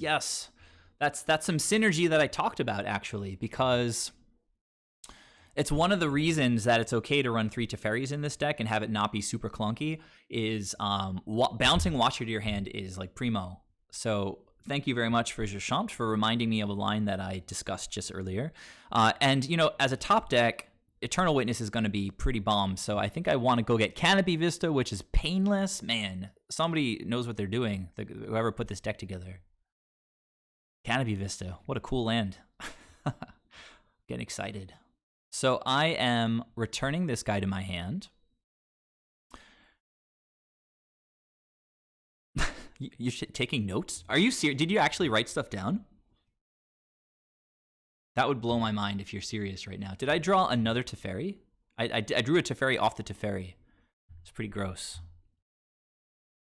Teferiception.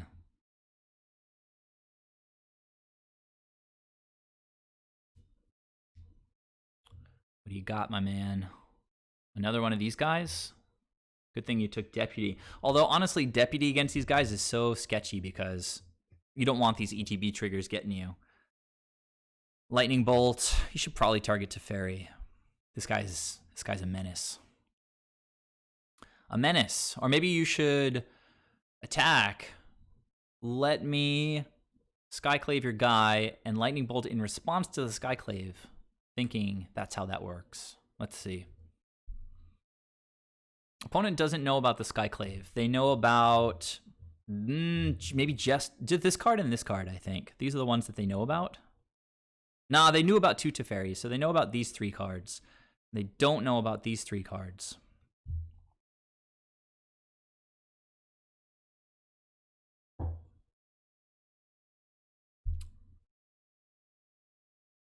Opponent's thinking. They're casting Lightning Bolt right now. Probably, almost definitely the best possible timing right there.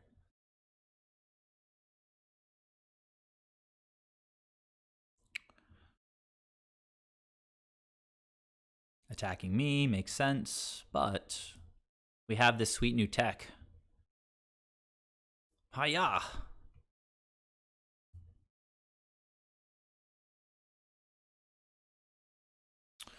So I think I'm pretty happy to tick up Ether Vial here. We've got a path for their other creature. Just getting Stonehorn down seems pretty good. We've also got a Thassa and a Venser.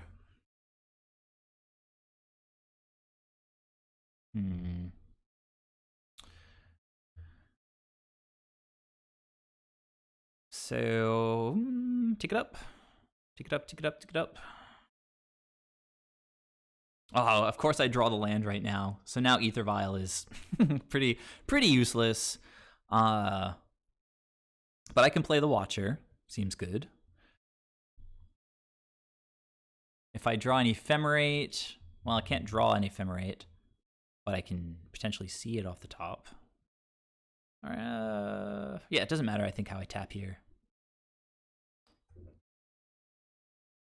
Hey, this is a sexy pile right here. I mean, Uro gains life, and we can pretty shortly. I think Uro is the card here, guys. I getting to that point where I really want to gain a little bit of life. So I'm gonna go with Uro. So we can just pass now. Opponent can't respond to anything at instant speed. So I don't know that I want to attack here. Yeah, whatever. I don't know. I'm not going to think too hard about it. I don't want to fall like too many minutes behind on the clock. Opponent still has Luris in the companion zone. Before combat, I'm going to Vial in the Stonehorn. So now we just want to draw Thassa and Venser, like other 4-drops. I just thought it was important enough to just get Stonehorn.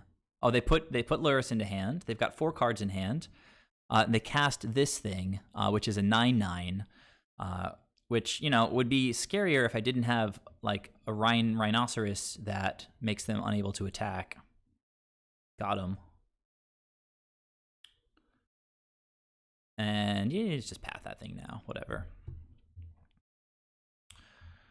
So something to blink this thing would just be sick. I guess I could do Teferi and just bounce it again. But come on. Come on. Another one. Now they've got Luris. They're going to start drawing. They've got Cling. Cling is annoying. It's going to get Uro, so we've got to do Uro in like one fell swoop, which we want them to use Cling like before we go for Uro, but that just has made Uro significantly worse. So, I guess the first thing is just to play Watcher, right? I don't know why I tapped like that this time. All right. So Venser is a thing that I said I wanted. So I'll just put Venser down, I guess. Say any order. And I guess, he's going to play Luris. I'll just attack with this guy. Block, if you will, opponent. I don't think you've got what it takes. So they're going to play Luris. They're going to play something. Probably Bauble. It's the value play. They could also play like Swift Spear. It wouldn't be the end of the world if they play Swift Spear. I'm sort of fine. Okay, they play Bauble. Makes sense. I don't love getting abbots into the graveyard though, because recasting them with Luris is pretty sick. I could bounce Luris with this Teferi, play another Teferi. You know what? Maybe I shouldn't have attacked with the Watcher just so I can block with it. I sort of lost track of my line there for a second. So the next part is to crack your Sunbaked Canyon. Now, Cling is actually offline right now, but Aether Vial is on 4. We can't Vial in Uro, and then we don't even have the mana to escape him right now. So they're just clinging again, going for the Quaddle. Fair enough. Buffing the Abbot of Carol Keep. I mean, well, I'm sure they're going after me here. They play a land. They've got one card in hand. We just need to stabilize a little bit. We're going to untap with 2 of these Watchers. They're going after my face. I feel like blocking with Stonehorn seems okay. If I draw a Witness, I can just cast it and get it back. Again, next turn, we're just going to have these 2 guys up as blockers. I can bounce Luris with this Teferi, play another Teferi. If I draw Ephemerate, though, I'd love to be able to Ephemerate Stonehorn, but at the same time, I can Ephemerate Skyclave. So let's go ahead and block with Stonehorn here. I want to keep my life total up there.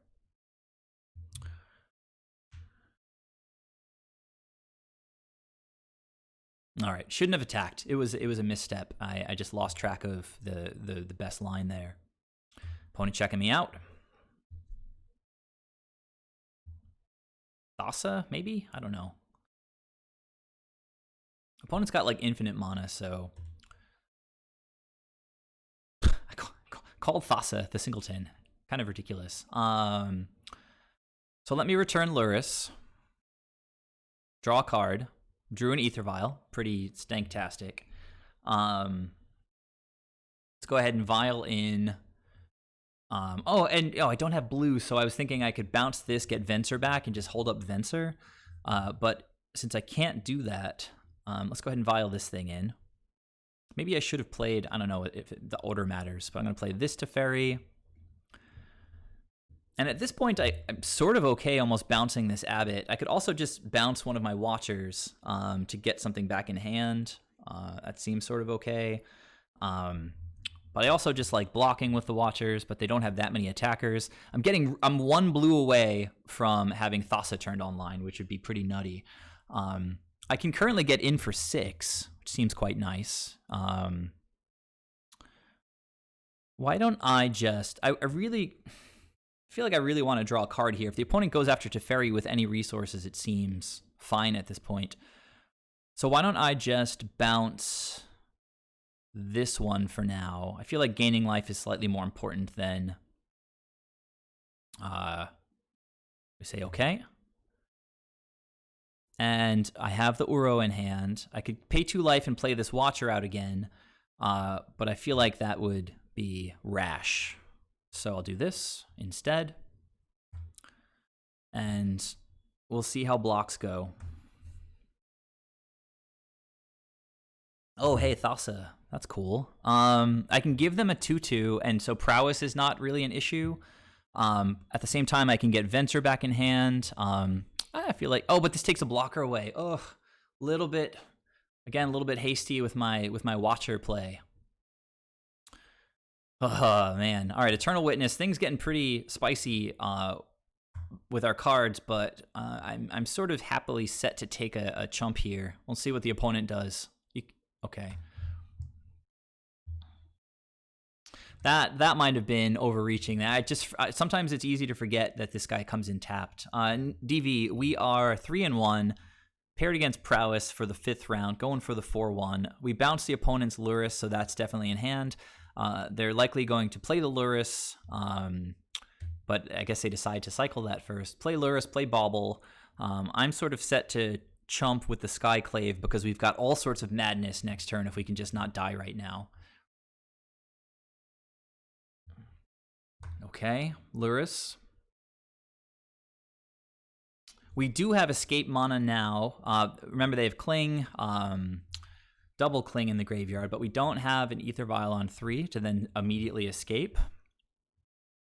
They can't cast Cling on our turn anyway, so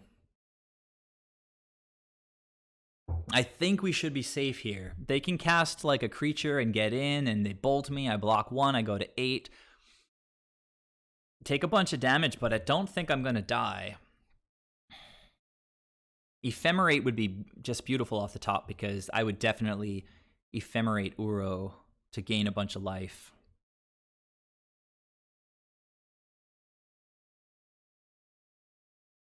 So thanks for joining me, everyone. This is getting close to the critical turns against Black-Red Prowess.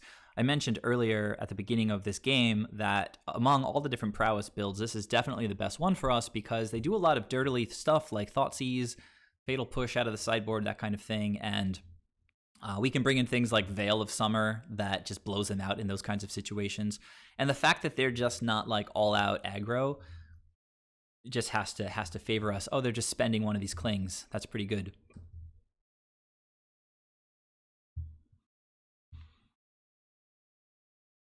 Venser contributes a lot of devotion to Thassa, so we're not looking at lethal next turn, but it's not super far away from it. So they have now, they still have not cast anything off of Luris, so I'd expect they would go Bauble, but they could go Swift Spear. We have an Eternal Witness under this thing, which we can blink with Thassa next turn and get Stonehorn back and just vial it in right away.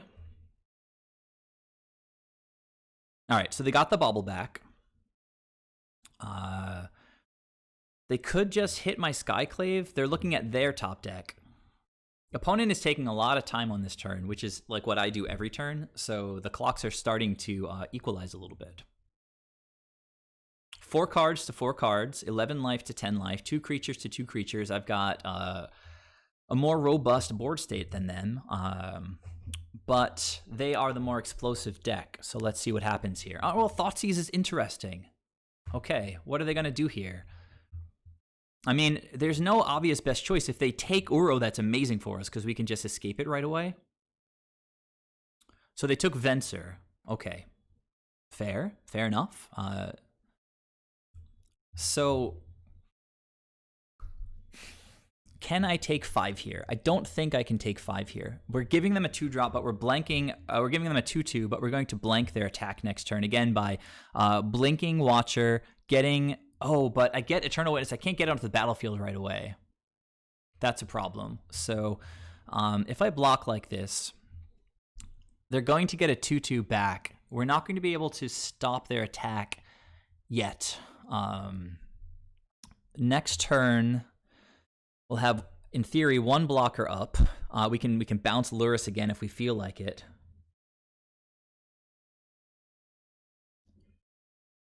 So yeah, hang on. If I have, let's count Devotion. Thoth is activated, but they took Venser, right? So I have 1, 2, 3. I need 2 more Devotion, but I don't have it. So I don't have lethal, right? But I do have Thoth's activated ability. Yeah. So Thassa can tap stuff down. So we might have another turn anyway. So let me go ahead and block, keep the life total high.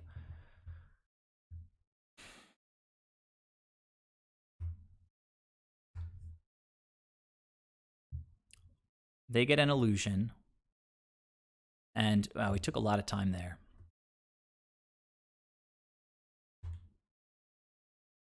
Land. So It's interesting. They get to cling next turn if they feel like it. Yeah, very smart of them, actually, to take my blue devotion. I kind of need to gain life, I think, here. If I blink, I lose my... So wait, if I gain life, if I draw a land, I can tap down with Thassa. I might just need to pass the turn here to tap down one of their creatures with Thassa. Hopefully the opponent sort of misses it. I can play my Watcher at least.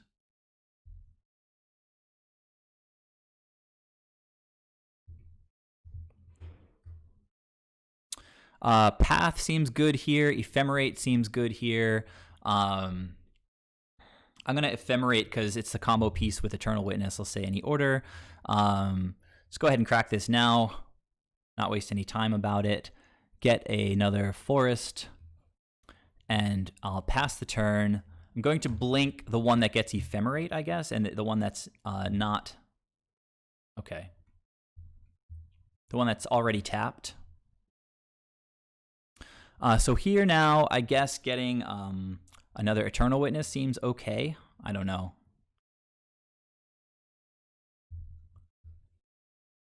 So we can Ghost Block instead of tapping down now. Opponent might also just like try to Lava Dart the Watcher. We were getting close on time, and now I sort of let it slip a little bit again. Opponent knows I have these two cards in hand. They don't know about this card. As I was saying, I could just choose to Ghost Block instead of tapping down. Opponent might be thinking, I don't know what they're thinking about. They have so many lines. They can cling. They can cast another creature from the graveyard. We could be toast here, I guess, depending on what they have in their hand. And I don't know. It's gotten... This is from the graveyard. No, I think we have to block and then tap a creature down and block.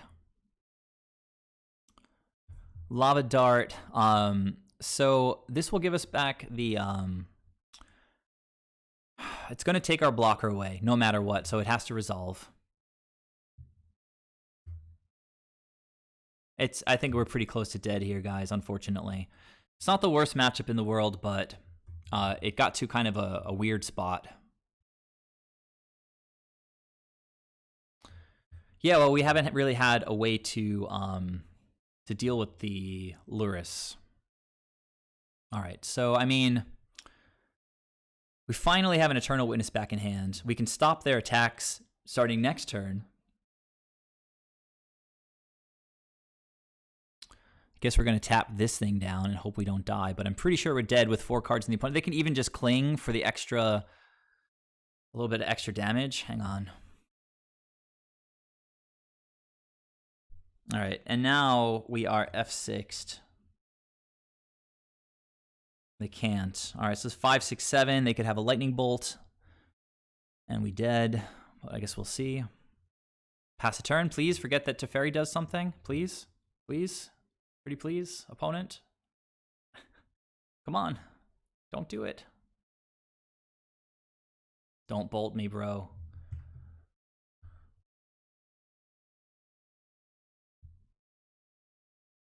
Oh my god. This is so sketchy.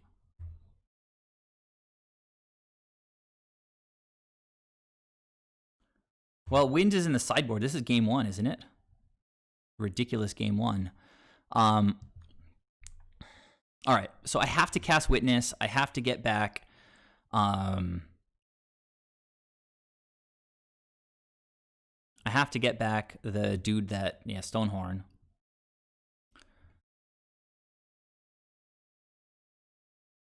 And we're like in time-saving mode now, so like everything with Teferi on the board is just like right away. We say okay. I am going to crack this, leave up Ephemerate, and cast... Sorry, get Uro onto the battlefield. They've got... Okay, so... Blue. Uro. They've got no attacks here. Do this. Say okay. Say no. Come on, let's go. It's taking too long. I'm gonna Ephemerate the Uro.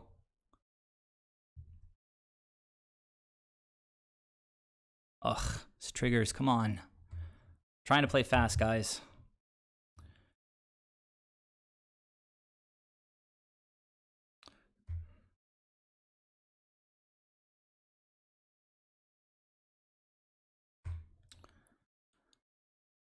So before they can kill the stone horn, I feel like I should blink it.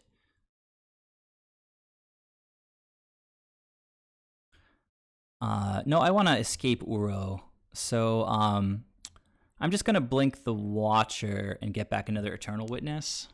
Actually, you know what? Hang on. I'm going to blink Eternal Witness, I guess. Oh, they have Uro. They have. Oh my God. So all right. So I'm gonna get back Uro. So yeah, we have to watch out for Kling. All right. So let's. Now we are F6. Nothing to do. Opponent has no attacks. They need to deal 8 damage. We're gonna gain some more life, but they are ahead on time. So.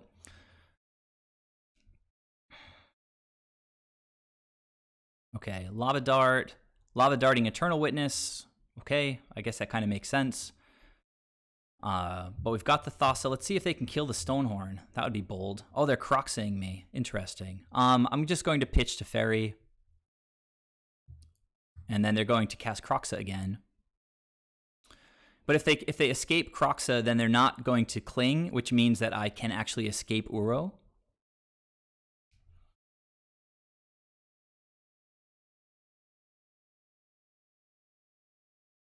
Cling costs 4 mana.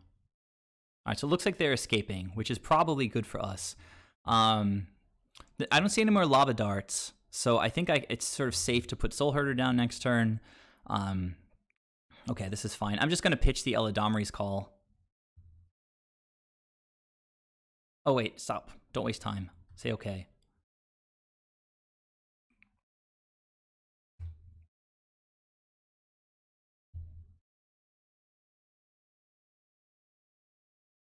All right.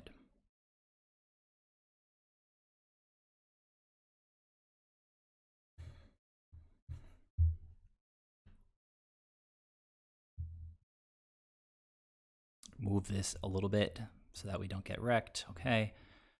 We're going to say no. We're going to say yes. We're going to blink the Watcher.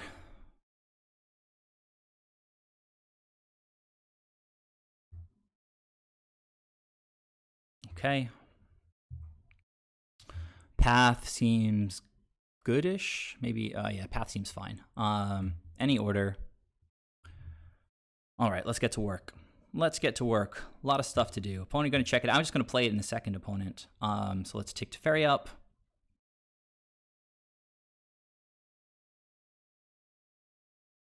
Let's put Uro on the battlefield. Say okay.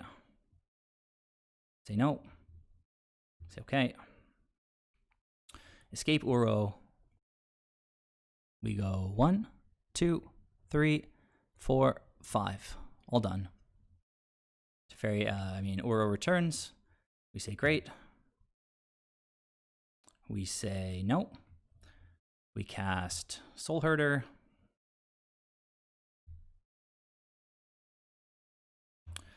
And we say F6. Thassa targets Stonehorn. Soul Herder targets the other thing. Let's move this a little bit so that we have some space. Thassa. Soul Herder. Okay. Yeah, stupid stacks. Okay. Force is fine. Say any order. Oh, too many clicks.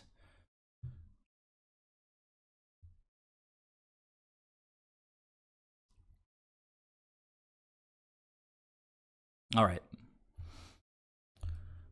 Opponent can't attack. We're super F6'd. I've got to play as fast as I can. Opponent's got another Croxa. We just pitch the Eladamri's Call. It really doesn't matter.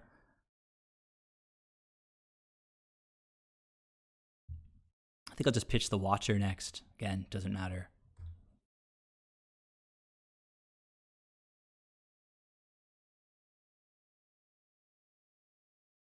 Have to play fast. Have to play fast. If opponent taps down below Cling again, I can attack with Uro and then escape Uro again. So I kind of like that. Okay. They did not. They've got Cling up. Let's keep that in mind. Come on, Ether Vials. Let's go. Okay. So this is how we... Oh, I don't have to play around Cling. You're totally right. Good call. But they have a... okay, I'm just going to start dealing with stuff.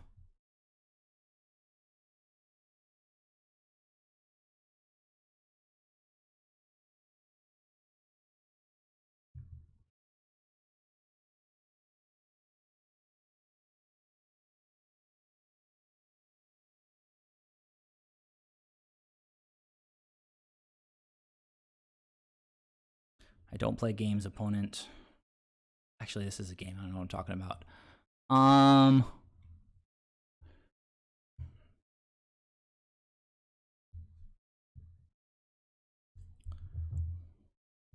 have exactly enough to escape Uro, so I'm going to attack with Uro. Actually, I should have bounced first. That was silly, but whatever. Attack with Thassa, too.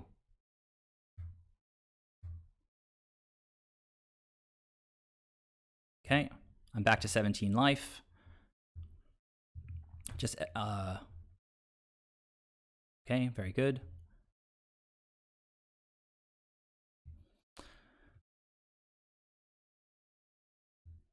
And I want to minimize my triggers at this point. So I'm just going to target Stonehorn, and I guess I'll target the Watcher because I want the Force.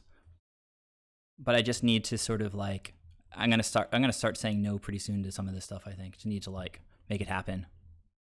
Come on, any order deck, any order. I don't care.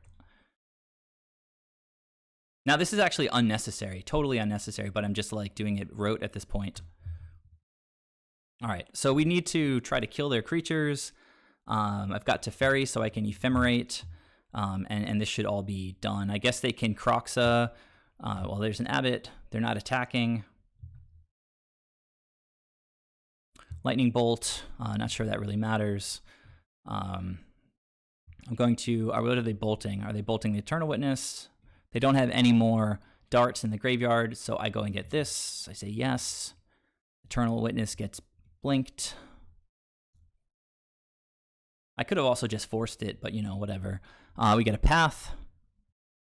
Come on, get that Path. Say, what are you doing?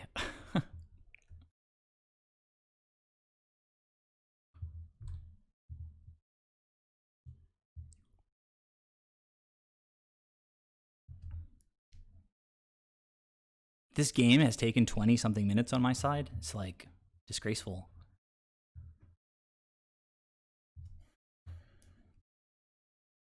Clinging the Eternal Witness. Weird. Weird.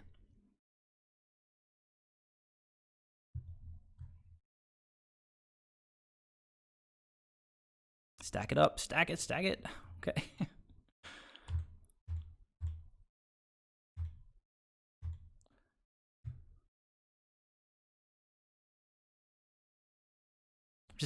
I'm just gonna get like Path. I don't even, oh, did I click Misty Rainforest? I clicked Misty Rainforest. How ridiculous. Come on, deck. Come on.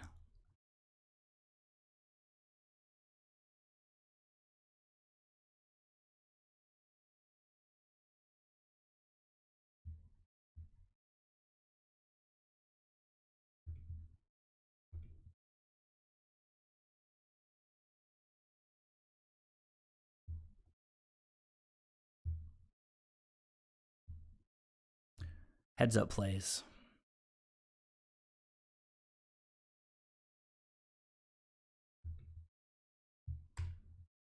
Get in there, Stonehorn. Do your job. All right, we hit F6, like for the third time. All right.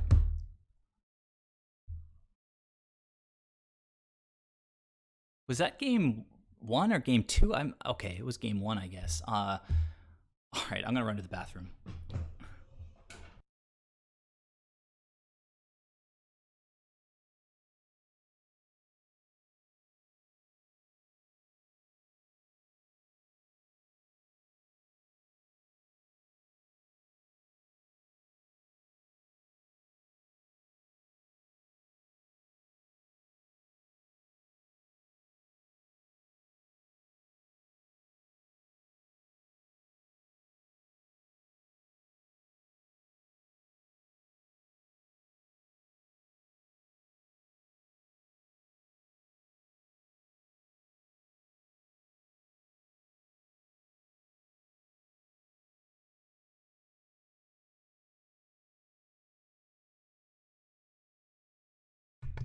So the plan here is, well, first of all, let me sideboard, and then I'll tell you guys the plan. Or maybe I can say it as I'm sideboarding. But the plan is to look at the hand. If it's total gas, then I can keep it and try to play and try to win. If it's medium, I'm on the draw. I might just scoop immediately and use my last 6 minutes to actually like try to win on the play, right? So Watchers were okay, but they're a little slow. I think I'm going to take out all the forces. Actually, so they could bring in Blood Moon, which would be a massive blowout, so we have to think about that a little bit. Stonehorn, good, but very slow. The Teferis were okay, but we really need to win fast, and Teferi sort of might help there. I'm not exactly sure. Venser seems slow. Thassa seems slow. We just want to path their stuff. I don't even know how I win this matchup fast, but I have to try. I have to go like Knight of Autumn as a 4-3. I'm going to leave Soulherder in because it can grow big, and that's kind of what we need to do here. Take out all the Teferis. I'm going to stay focused. I do have time to potentially win.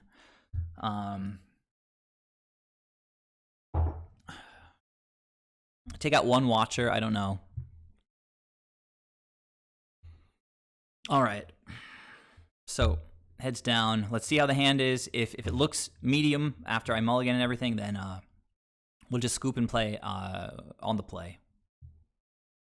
That game, I didn't play slowly that game. I just had like 800 billion game actions. And the Ether Vials just add to it, you know? So come on, let's go. So we have to mulligan. So mulligan fast. Opponent looks like they... Come on, Magic, scroll. They kept 7. We're going to mulligan to 5, and we'll just... this could be good. We'll go green, blue, snake, this, and path. We'll put these on the bottom. We'll say done. Green, white to start. If they thought sees me, I might just scoop. They didn't. Oh my god. All right, let's go. Come on. Oracle gonna take us there.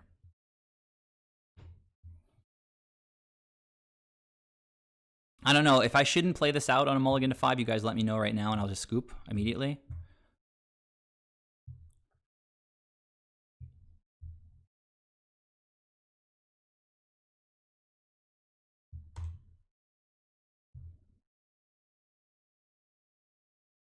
I'm playing for the win rather than to not lose, so this is going to hit a green land right now. Didn't hit a green land, and it told the opponent that I have a Veil, which is unfortunate. They can hit me now with like Thoughtseize while I'm tapped out if they have it. They can also push me while I'm tapped out. A little bit unfortunate. I do have double removal. I have Uro. I'm just F6ing like pretty hard here. It's actually kind of okay that the opponent kills our creature because we do want to fill up the graveyard. Abbott, okay, you got it. I can just path that thing. Can't cast that, so Abbott gets no value. They play a land. Land, sick. All right, so I'm just gonna pass, and I'll get Uro at some point, but I can fill up the graveyard with a bunch of other stuff.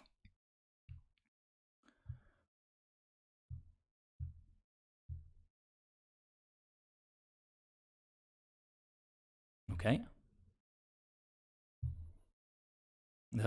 Hate that card.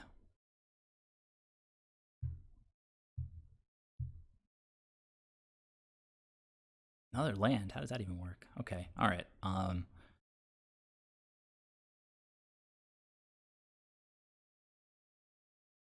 Oh my god. Stop taking so long.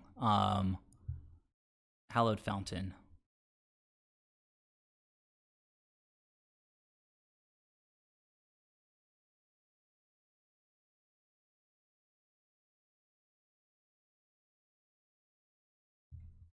All right, we're a Greenland away from escaping, assuming that they don't have Cling. Veil cannot stop Cling, but this is as good as we could have hoped for, guys. So hit a land here. Let's go Uro. Come on, right now. Okay, we didn't get it, but we've got plenty of lands in the deck. We now have another removal spell, and Ephemerate if we do draw like a snake or at some point.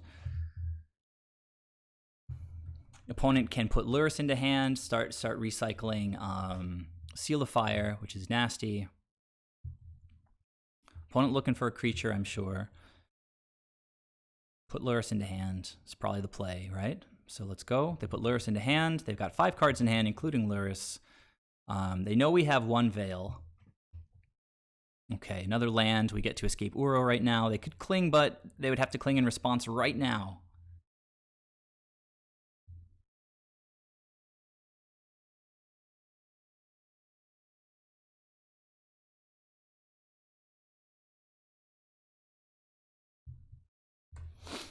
Sick.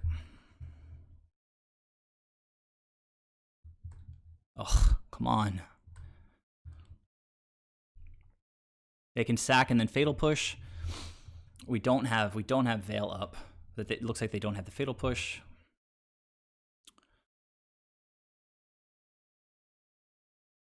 Come on, let's go. Let's go. They're trying to put together, like, they sealed my face. That was weird. Okay, they sealed my face to then hit Uro. Makes sense. Opponent's going to play Lurrus, a replay Seal of Fire. Fair enough. You got it. I can just path Lurrus, which is amazing. I'll wait till their upkeep to do that. They could if they Thoughtseize me now, it's kind of rough. Okay, that's unfortunate. They're going to take the path, I'm sure. They took a Veil. That's ridiculous.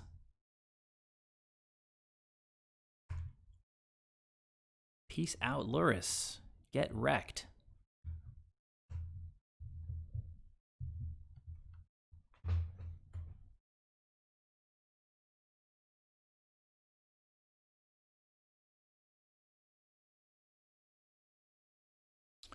Okay, well that's a 1/1 right now. I think I do want to crack this, maybe get Death Touch going. So we've got green, we can get blue, white. I'll just get another island. Okay. Yes.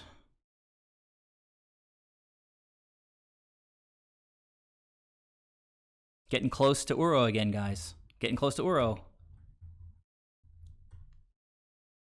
So trying not to F6 here with Veil in hand. Just being very careful.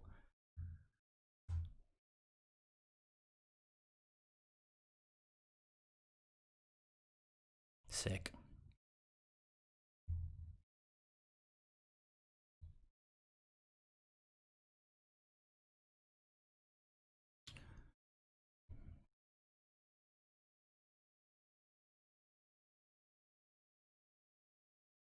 Come on. You're gonna cling it? Cling it. Like, what is there to think about?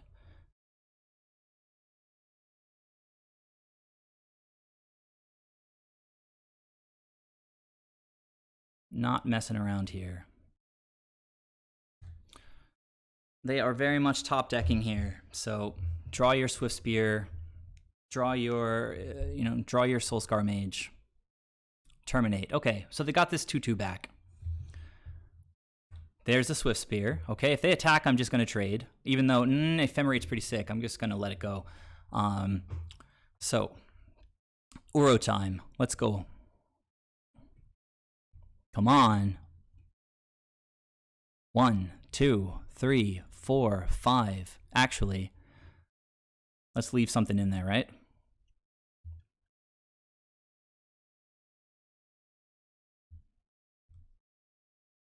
One, 2, 3, 4, 5. Done.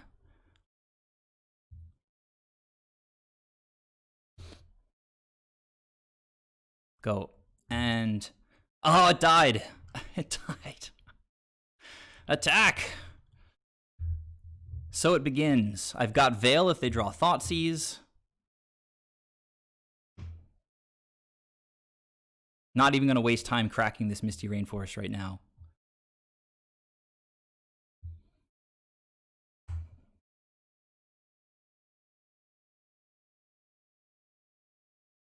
That's a good one. Get him, Uro. Get him. Ether Vial can stay in my hand. That card. Block. Seems good. Could have ephemerated, I guess, but whatever. Let's play this. Let's pass the turn.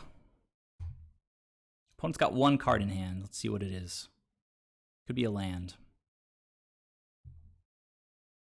Veil the Thoughtseize. Passing again. Let's go.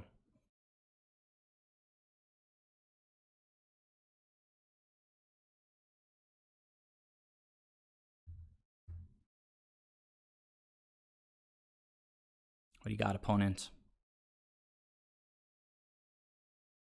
Lightning Bolt. Don't think so.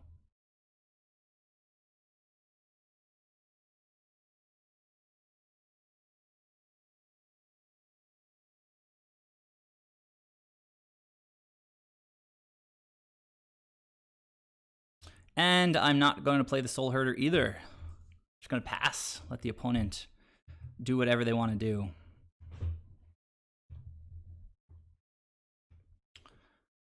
Lightning Bolt. I say nay yet again. It doesn't matter. Whatever. You got it, opponent. Well done.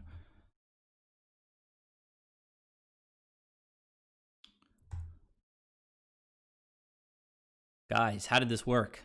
How did this work? I don't think so. I do not think so. Not at all. That's definitely not happening. All right. Yes. Oof.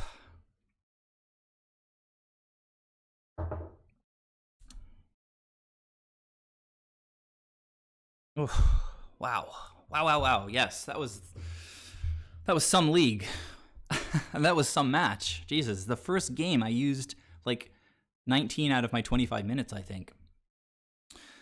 Had the strategy to just insta-scoop. We mulliganed to 5 and won in that second game. I think it was like 2 lands, snake, like path and veil. I think that was the hand. 2 lands, veil, snake, and path.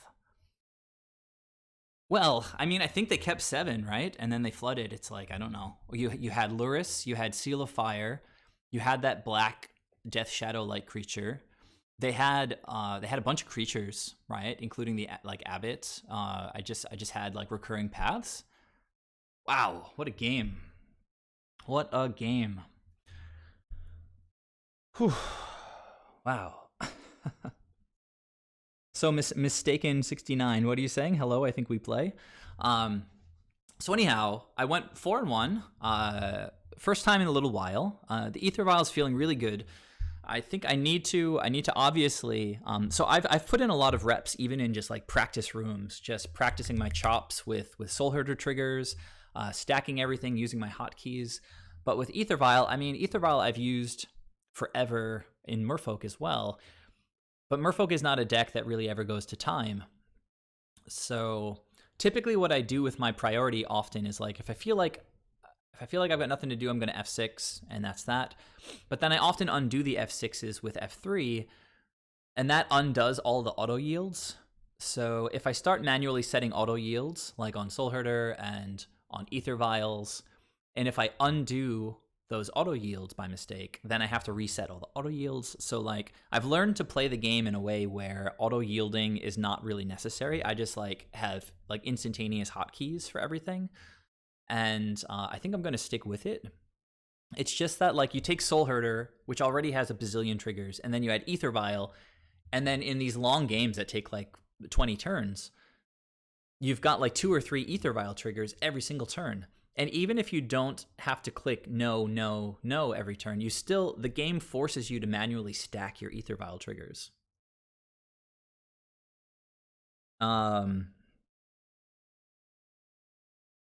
Oh yeah. Yeah, Mistaken. Hey, how did you find me? I was your opponent for the Amulet round. That was the only game that I lost, or rather the only league that I lost. And it was funny because people, as I was sideboarding, were saying Stonehorn is not that great against Amulet. And what's funny is that it combines really well with our other sideboard hate, because Ashiok ends up making the Titan and Valakut plan pretty bad. And I think we had a meddling mage naming Dryad, so you couldn't play the Dryad. So Valakut was kind of offline. Titans were kind of offline. It was really all about the zombie plan, at which point our only answers are Deputy and Stonehorn, and we happened to find the Stonehorn. So So it's pretty good. Contra, you can chill out, man. You don't need to hate on other people in the chat, but yeah, I don't know. Amulet is not my favorite deck either, but um whatever, I guess. So let's just real quick take a final look at the deck, think about what did well, what didn't do well, like anything that I like messed up, could have played better.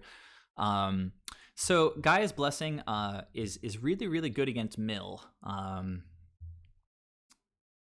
All right, that's awesome. Mistaken, super happy to have you here. If you like Soul Herder, follow the channel. I stream every Monday night with Soul Herder, every Wednesday with Merfolk, and then sometimes between Thursdays and Mondays if I have something interesting to show you guys. So Mill just won a Modern Challenge, and they weren't the only deck in like the top 32 that played Mill. So it was like the winner and then one or two other decks in the top 32. So we have just naturally a pretty bad Mill matchup. So Gaia's Blessing, like, it's pretty sick because they're going to mill it, and then if they don't have the Surgical, it just goes back in the deck, and the whole library goes back, resets their entire game plan. So one sideboard slot against a deck that just got like a massive boost from Zendikar Rising, I think is totally fine. Mistaken, I'll just let you know now that I'm not going to run another league right now. So if you want to head out, I'm just going to talk about the deck for a minute or two. Even just doing one league with Soul Herder is extremely draining. So 1 out of 15 sideboard slots to help against Mill just seems like an easy thing, particularly when Gaia's Blessing, like, you only want one copy anyway, because you don't want to draw it. You just want it to get milled, and that's it. Like, Mill can't win the game without this hitting the graveyard, as long as you don't draw it. So it'd be super unlucky if you draw it, basically. Auriok Champion came in handy against Prowess in the end. I'm not sure how necessary it was, but it's always nice to have one of these kinds of creatures in the sideboard.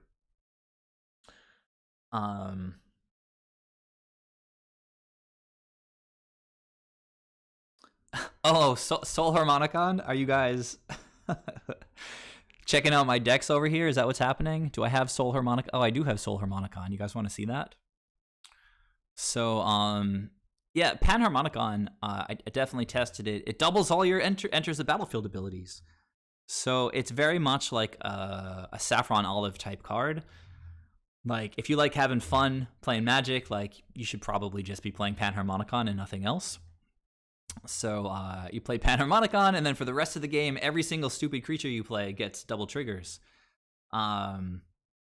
I've done okay with it. I've won a lot of, I mostly played queues with it because this was back when I was just grinding games, like trying to just test Soul Herder and figure out like interactions, get better with the input and stuff, and just not lose to time every match.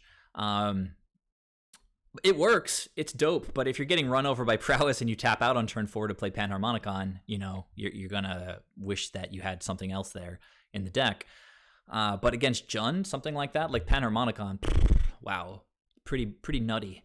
It's also like a complete mirror breaker. If you happen to be playing against another Soul Herder deck and you get two triggers for everything, it's pretty nice. This list still has the Time Warp combo, which is pretty fun. Oh, just Champs, man, you guys are like so on top of it tonight. Let's go back to it's so hard. They all have the same names. This one is called Vialherder. It's down here. So yeah, let's get Worship in the board. It's awesome. It wins games. Because we go really long, and we got plenty of turns to draw Worship, and the opponent's like trying to hit their top decks. We've got like 8 creatures. They've got like 8 creatures. And at that point, we've got a lot of life, whatever. And like, just getting Worship is like, what are you going to do against Worship? Like, are you going to kill my 8 creatures? Probably not. If I'm bringing Worship in against you, you're probably not going to kill my 8 creatures. So I'll figure out later what to take out to fit Worship. So yeah, it's definitely Vialherder. Let's go back to Soul Harmonicon though for a second. Like, this is some memories right here. And it's also really interesting because, I mean, this is a tiny sample of the versions that I've played with Yorion. Just like Abzan Blink is not a Soul Herder deck. It's was developed by a guy named Antoine Maurice from France. Look at this. It still has Once Upon a Time in it. And it's just a Vial deck that tried to capitalize on Ephemerate with these sort of degenerate things like Tide Hollow Sculler and Wasteland Strangler. It's a very powerful deck. Plays Coco to get all these 3-drops. The Fiend Hunter will get replaced, obviously, by Skyap now. So it played that. Vialherder now, Soul Harmonicon. Oh, this is a Merfolk deck. A very early, well, not very early. I guess it's just from July. I was testing out Nyambi. It's pretty cool. Flash bounces creatures. Does some other stuff. Hostage Taker, pretty dope tech. If you guys are, oh my god, sometimes Magic does this where it just keeps zooming in on things. Stop it. Stop it. All right, I think I fixed it. So I'm sorry. What are you saying? Ashiok doesn't look good where? But yeah, just you know, all the stuff that we've tested, like Siege Rhino, Hostage Taker, all of it's amazing. Like you can win matches with any of these builds, all super fun. But you know, like those of us who like to actually win games of Magic every now and then, you're always trying to like find that optimal build, right? So I'm trying to be on the front lines, like helping out with the team effort. We just had a guy win a Modern Challenge, so like if he's on Aether Vial, you know, I kind of have to be on Aether Vial right now. That's pretty funny. Just like right over my head. I'm drained. So what else? Do we have any other? I guess there's the 60 herder from August. This was like my most recent extremely tuned non-Aether Vial list with black. So if you like playing with Siege Rhino, I don't think there's possibly a more fun deck in any format with Siege Rhino in it. 4 Ephemerates, tons of blinking going on with Siege Rhino. And yeah, I've probably deleted like another 10 or 15 random Soul Herder builds. But yeah, the Aether Vial list is really strong. Once you get it online, it's pretty broken. I didn't get to do any of like the craziest lines, like because I felt like opponents were like really coming at me tonight. Like that Jeskai tempo deck was like so aggressive. I didn't have time to like dirtle with some of these like value lines that we have. But once you get Aether Vial on 3, and if you think about it, it's just dirty. You can like call for Eternal Witness, Vial in Eternal Witness, get back call. And then you just do that every turn. Just call, get Eternal Witness, get back call. You just build out a board of Eternal Witnesses, which is sort of a key combo piece in the deck. Then all you really need is like an Ephemerate to combo with Eternal Witnesses, getting back anything from the graveyard. Soul Herder does the same thing with Eternal Witness. So very nice loops between Eladamri's Call and Eternal Witness. It's funny because Skyclave CFT, SOC3, he's like one of the best Soul Herder pilots. When he saw this spoiler, he usually hangs out in the other Soul Herder channel, I'll say. It's not even the Soul Herder server like Discord, because it's part of the Toolbox Discord, and nobody ever talks in there. Like a mod like removed some spoiler stuff, and then there was like no other comment for like 10 days. But CFT hangs out there, and every now and then after he like participates in an event, he types up like a few paragraphs about his thoughts. But when he saw this spoiler, he came to the real Soul Herder Discord, and he just said, just to let everybody know, this card's the nuts. You're gonna want to run 3, I think. So this is the guy who probably has more results with Soul Herder than any other player online, or in paper for that matter. So he thinks maybe 3, but in practice, the card can be a little bit clunky. You come up against stuff like Batterskull, you get paired against Mono Green Tron and Skyclave Apparition, like, you know, turn 3, they've already cracked all their maps and everything, right? So now they're playing Ugins and they're playing Karns, and there are bad matchups for it. And even against some super aggro matchups, like unless you're like also casting Path to Exiles and stuff like that, Skyclave isn't necessarily going to win you the game. And the double white is kind of costly, and you don't just want a board full of these things because it's a little bit weird. So let's catch up with chat here. Escaping Uro to kill Scourge was pretty awesome to watch. I agree. I actually I was totally tunnel vision, like play. Escaping Uro was the best thing to do, even if that creature didn't die, like even if it stayed on the battlefield. But the fact that Uro killed it was pretty sick. I was hoping you would get to Ephemerate Deputy at 20 life to put Scourge back in play. Exile. I noticed you said something like that in chat. CFT is gone. I mean, what does that mean? He's gone. He just unsubscribed. He's so funny, like that guy. Not like total. I don't hate on anybody. Like try to be super positive. Magic is supposed to be fun, but CFT used to hang out with all of us. And then one day we said some very innocent thing about how Uro needed to be banned. And we were all playing Uro. No, it was Oko. It was Oko, not Uro. It was Oko. And very obviously the most powerful card in the format. You had Burn playing it at that point. One or two of us just said like, yeah, Oko probably needs to go. We were all playing it in the deck. We've had like 4 copies of Oko in the main deck. And he just said like, you guys complain too much. I'm out. And he just like straight up unsubscribed, like peaced out, never to come back. Like never ever. I've gone to the other Discord at moments and just like found him, PM'd him, told him, we're all still playing the deck. We could really use his expertise. We're sorry if we pissed you off with our talk about Oko and stuff. If you ever feel like coming back, you'd be extremely welcome. And I think I hit him up like twice like that, like once after like 4 months and once after another 4 months, and he didn't even respond really.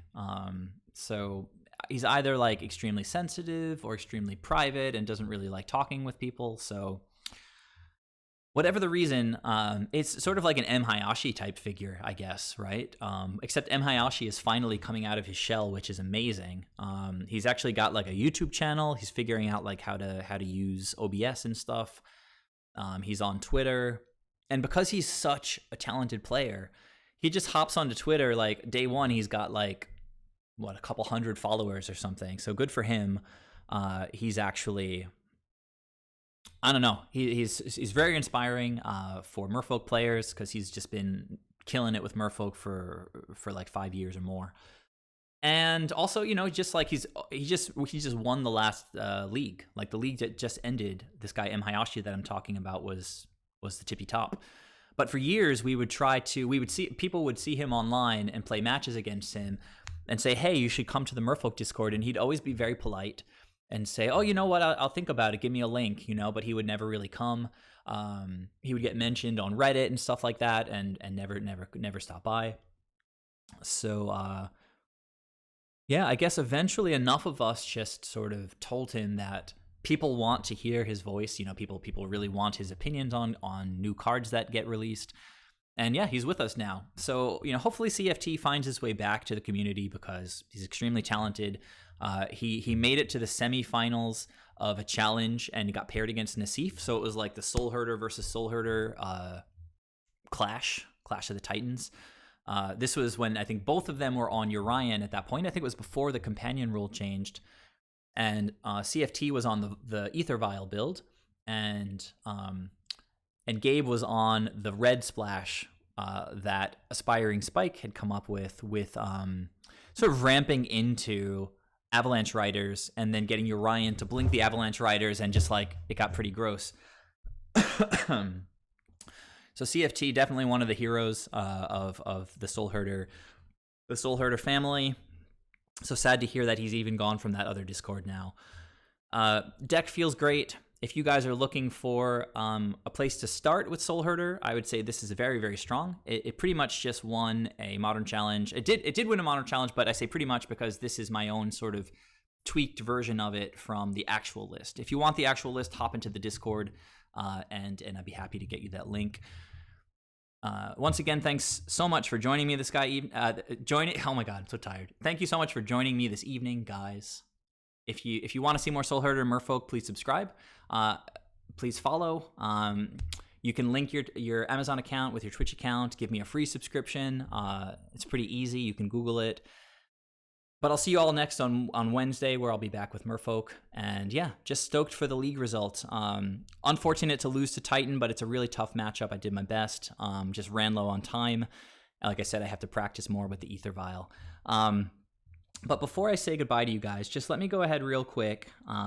If you want to see some more magic, I'm just going to check out the Card Hoarder Network, which I am a part of as of like earlier this month. So let's see who's online right now. Let's see. Looks like there's a woman streaming named Emma, and like to support women in Magic. So I'm going to go ahead and try to send you guys over to Emma Sky Eward. Yeah, Emma Sky Eward. Okay, so just hang on a second, please. Emma, let's see, raid. Emma Sky Eward. All right, guys, so say hello to the other stream for Merfolk Joe. Tell them that if they like Soul Herder, they can come in and watch some of my streams. Same with Merfolk. And just once again, I really, really appreciate your company, guys. It's so much fun playing Magic with you guys. So yeah, have a good night, and I'll catch you soon. Adios.